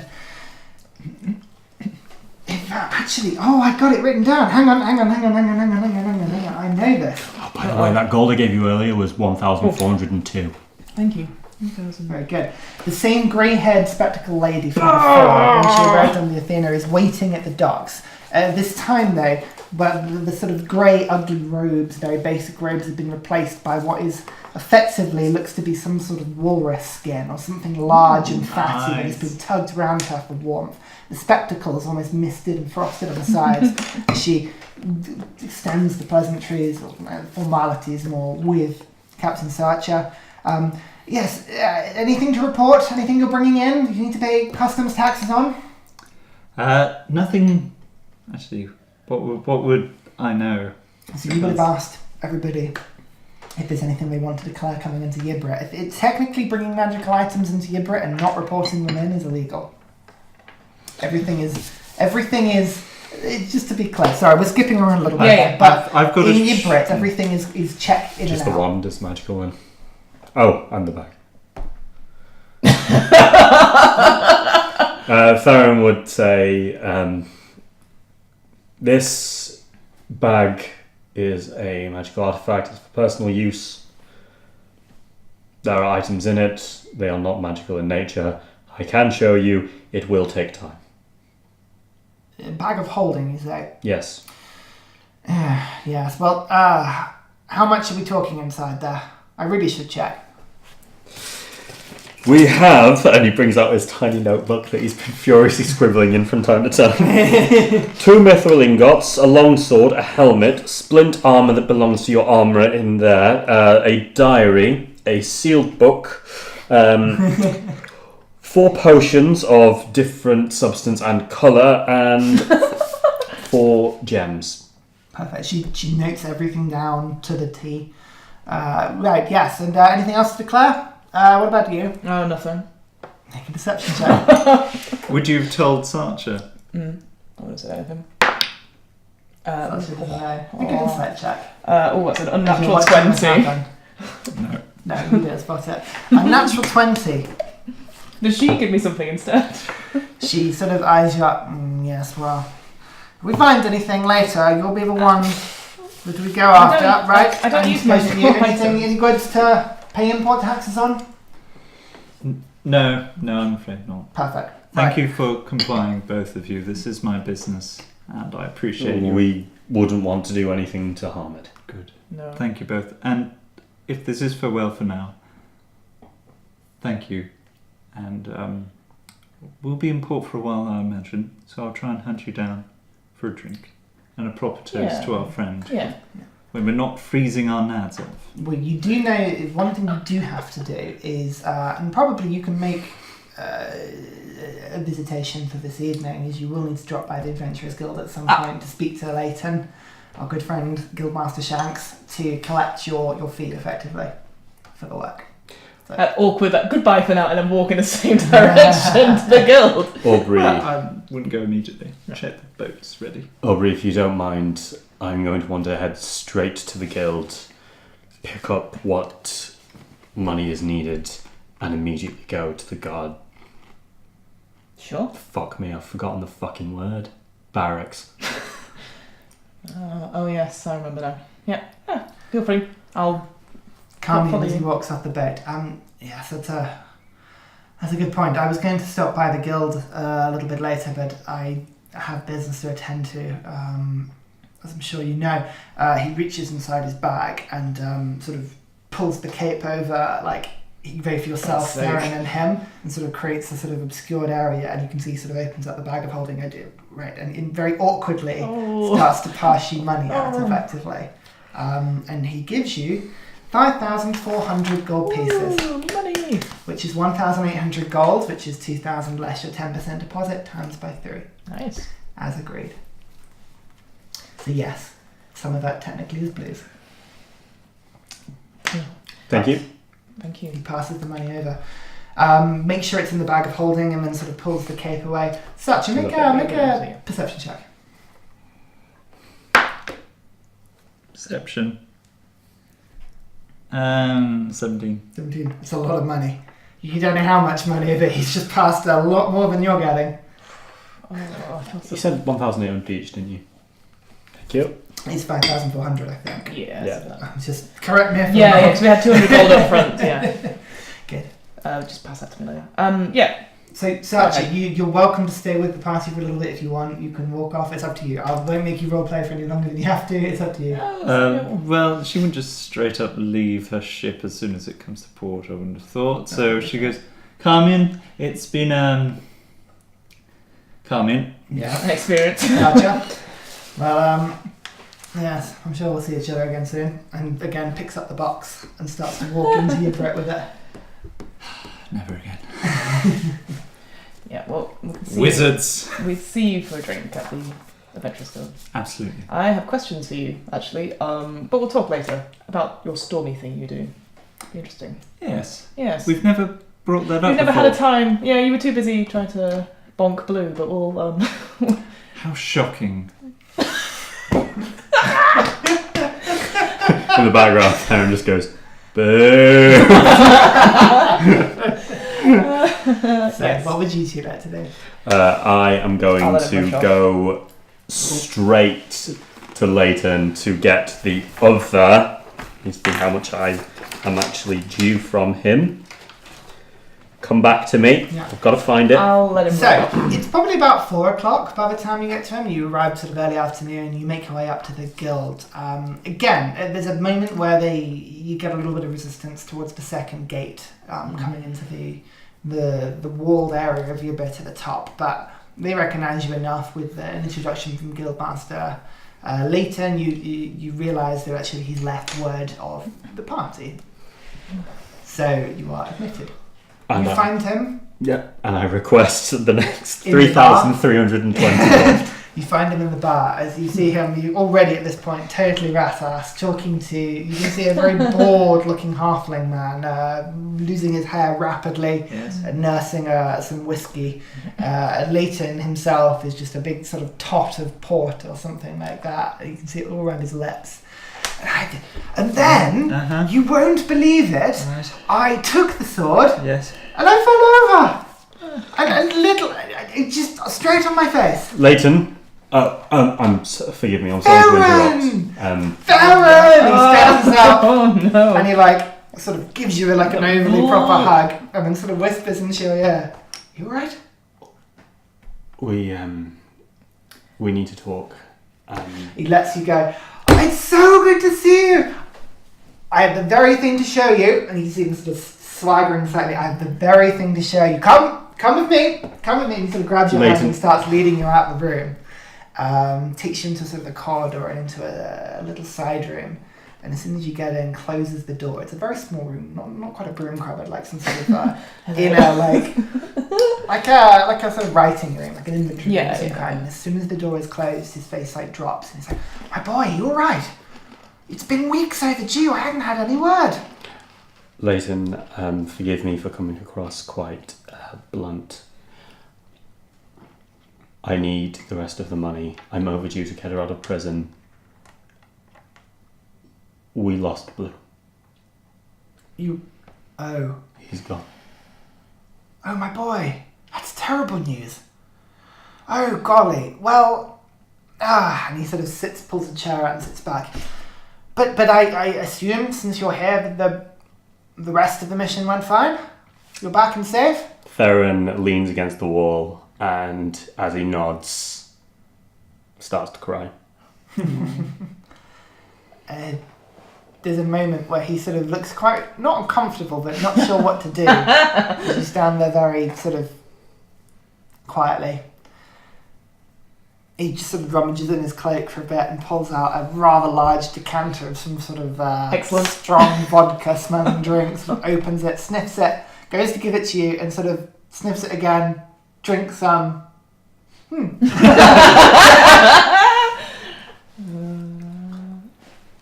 To his memory.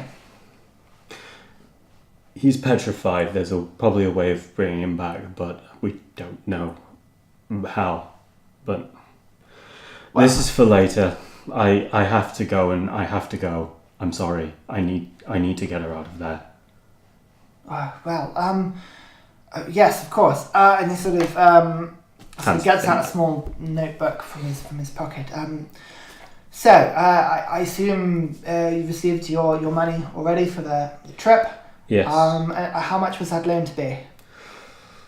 You, as far as I'm aware, to cover the rest of the payment, owe me 3,320. 3,320, and sort of writes it down. Scribbles, okay. I'm afraid I didn't have much warning that you would be arriving. It'll take me 12 hours or so. In the morning, the money will be ready to go. I'm sorry, I've got to collect it from various vaults and liquid assets. Boy, why don't you not see her this evening? If I can get the money available for you in the morning and you pay bail, correct? She would walk. That's correct. Well, why did you surprise her with freedom rather than a visit and then freedom? But later, I'm overdue. I said I'd only be a month. Well, the good thing about a month is it makes a day seem very small, let alone an evening. The point is, I'm worried that she'll think something has happened.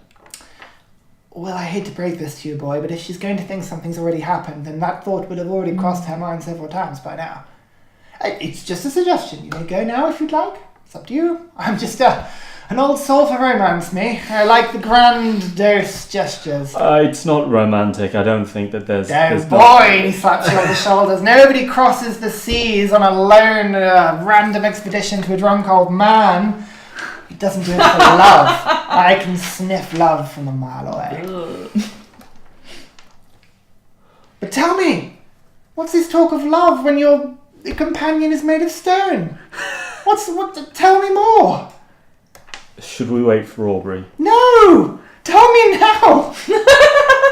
What do you want me to... Everything! And then he proceeds over the next 15 minutes or so to make you tell him everything. He just badges the story out of you. He really I like to think that at one point, Theren, who's like getting into quite the storytelling, how it goes, and then Carmian, that prick.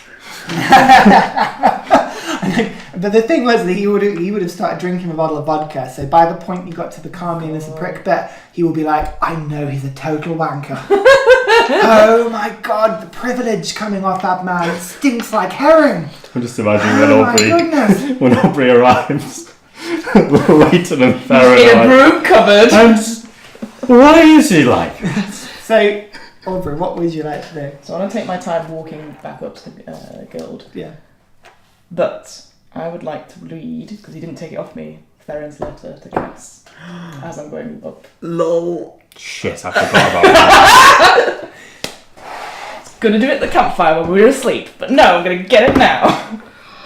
Shit, I forgot about that. I'm very sorry. This feels a bit treacherous, but actually it's... No, absolutely. Yeah, which letter's which? Amazing. I won't read it as instructed, but I just want to check it's... Yeah, that's the one. Thank you. Read it out. I don't have to read it out. I think there's certain elements of mystery. But, so you make your way reading the letter. Where are you going after reading the letter? She's involved in the letter. Well, let Fiona read the letter. Let me digest this. Make a Constitution saving throw. Theren That's is what I call the also Leighton effect. very drunkenly going to try and pen another letter. That's not good. That's a 9. Well, against Leighton's charisma ability, you fail. He gets you drunk. He spends the next 15 minutes plying you with more alcohol than you realise to get a good story out of you, and within 15 minutes you're fairly tipsy. Make an intelligence check for me. What drinking is this? 14. Yeah, you're noticeably drunk, even to you, at this point. As in, you know that you come across as drunk. You're still capable, but like... And I've got to go and write a letter as well, because... That's a great idea. No, not to her. Shit, I wrote a letter to her and I gave it to Aubrey.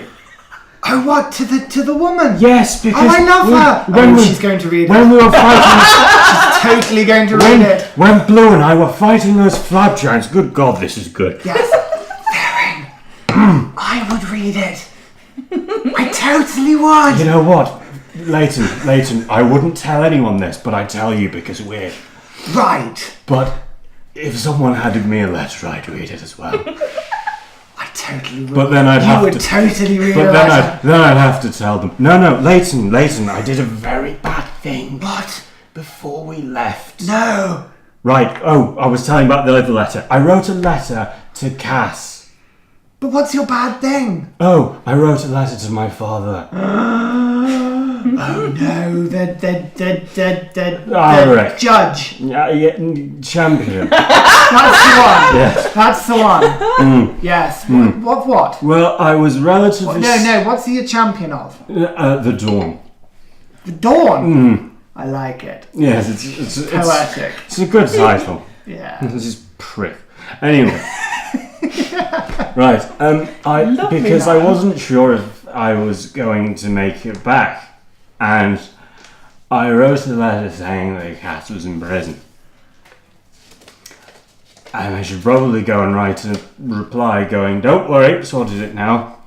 Yeah, but it's I don't know.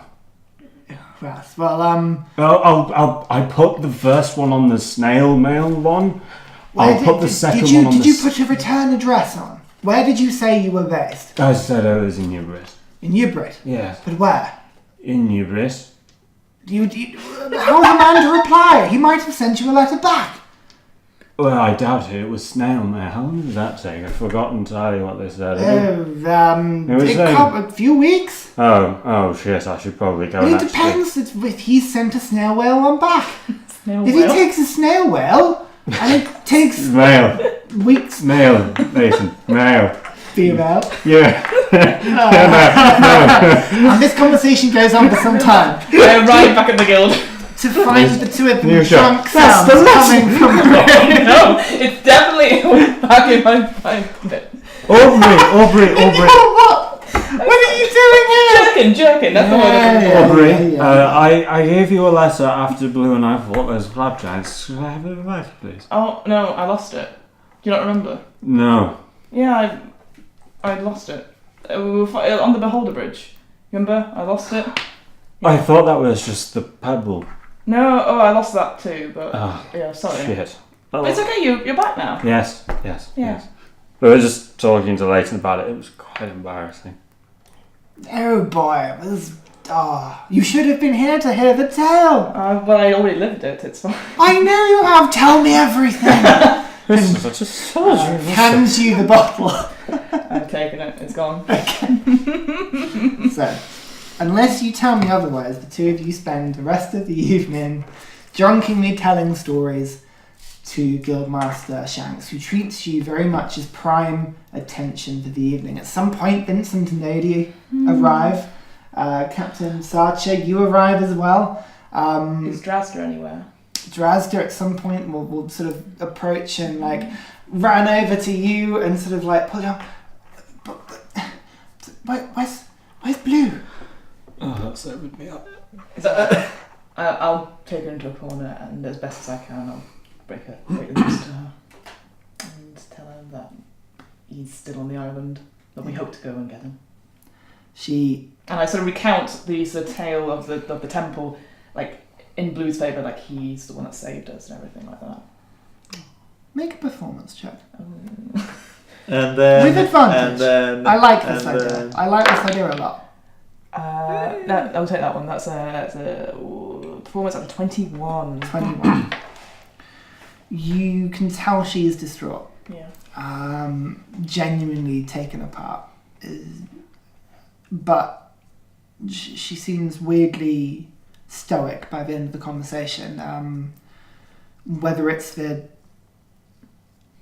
way you've painted Blue or the hope you've given her that he can be saved, she sort of dries the tears around the sort of the fur around her eyes and sort of pats it down. You can see her pull up sort of the hood up and sort of retreat into it. And she sits with you for a few minutes before sort of giving you a quick hug, and then as I know she's about to run off, I say, I've also got something for you, and I think he would wanted to have it. I pick up the wand and I give it to her. So I give it back as a gift. she sort of holds it and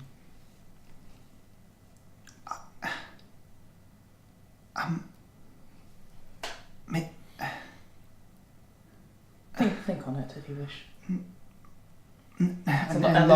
This seems to not sit well with her. That's fine. And she walks off quite quickly. You can see she's begun to cry again and disappears into the... I ruin everything. I'll drink. I'll carry on drinking. My dear boy! Vincent comes across, gives you a All big these people are hug. just coming in. Odie sort of goes like, Theren! Where's the other chap? The blue? He's not coming. You can see Odie just sort of stands back. Vincent, hearing this, sort of looks at you. No, you're joking. Vincent, do I look like I'm kidding? He sort of takes his hat off, the big feather on it. Well, bugger me. So he puts it on the table in front of them.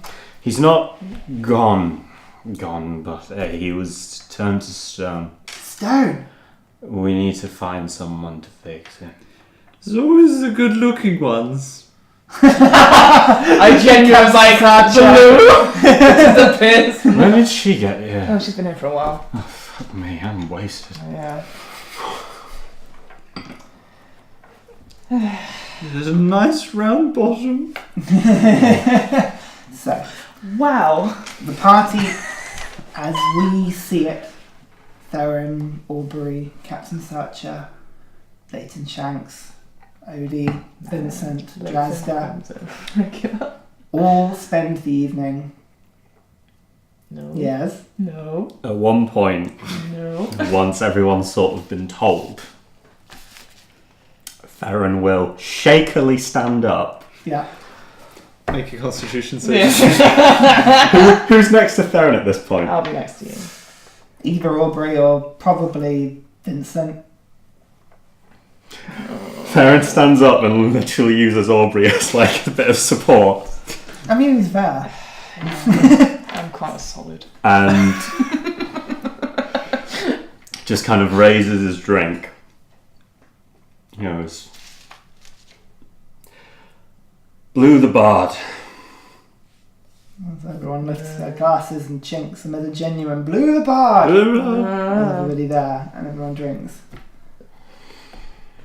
And just as you're about to sit down, that's not how you tell an effing story, my lad, as Leighton Shanks sways into the middle of the group and then proceeds to give the most hilariously elaborate and poetic account of the combined story that you two fed him from earlier, but elaborated with flourishes of Blue's magical tale, particularly embellishing Blue's ability to fly, to look for danger, his uncanny ability to know exactly what spell to use, to uncover the invisibility of the Durgar with the fairy fire, to empower his allies, to burn his enemies, to harass them mentally, the tale of the basilisks being locked and a deathly eye gaze with Blue.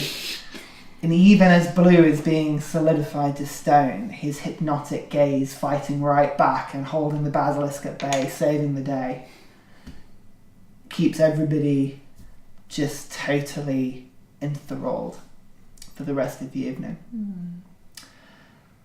And the party, as I said, everybody, all these main characters for next session, they will be sleeping at the Adventurous Guild this evening, and they will be around tomorrow morning or next session. If you want to have any more chats, talks to any of the characters involved here, you'll have the day To do it. in your Brit next session to do what you want, so have a think about what you want to do. But a few things happen.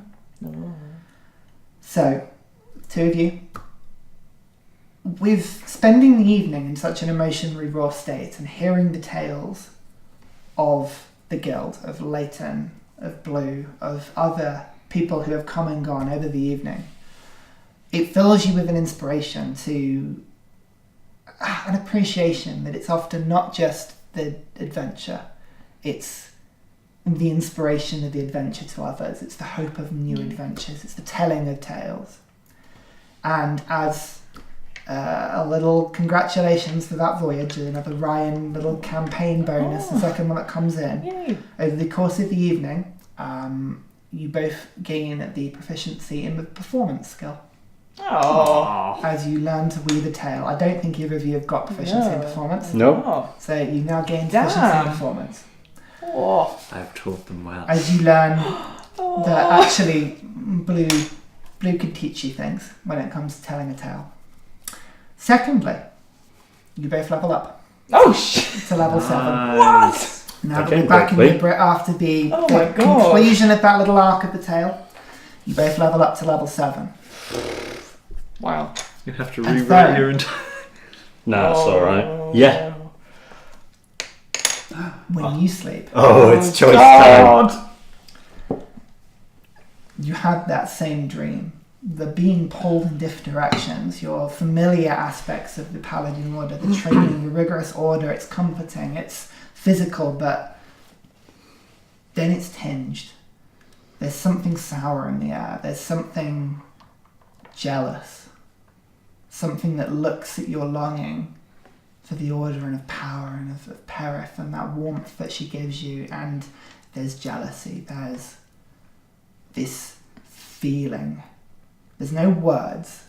It's just emotion. It's bear claw in your hand. You feel it tightening around your grip.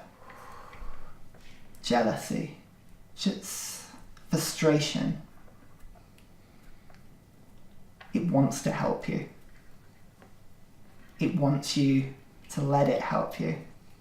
And it's frustrated that you're letting it out. So, what would you like to do? So it's either Paladin level let Bearclaw in or go towards or the order. Hexblade level? Paladin. Okay. Wow. Can you pass me your card, please? Bearclaw's card. Oh no. Oh, Don't make David, him worse. And as you move towards, can you please roll me a d8? No. Oh, David. 4. 4.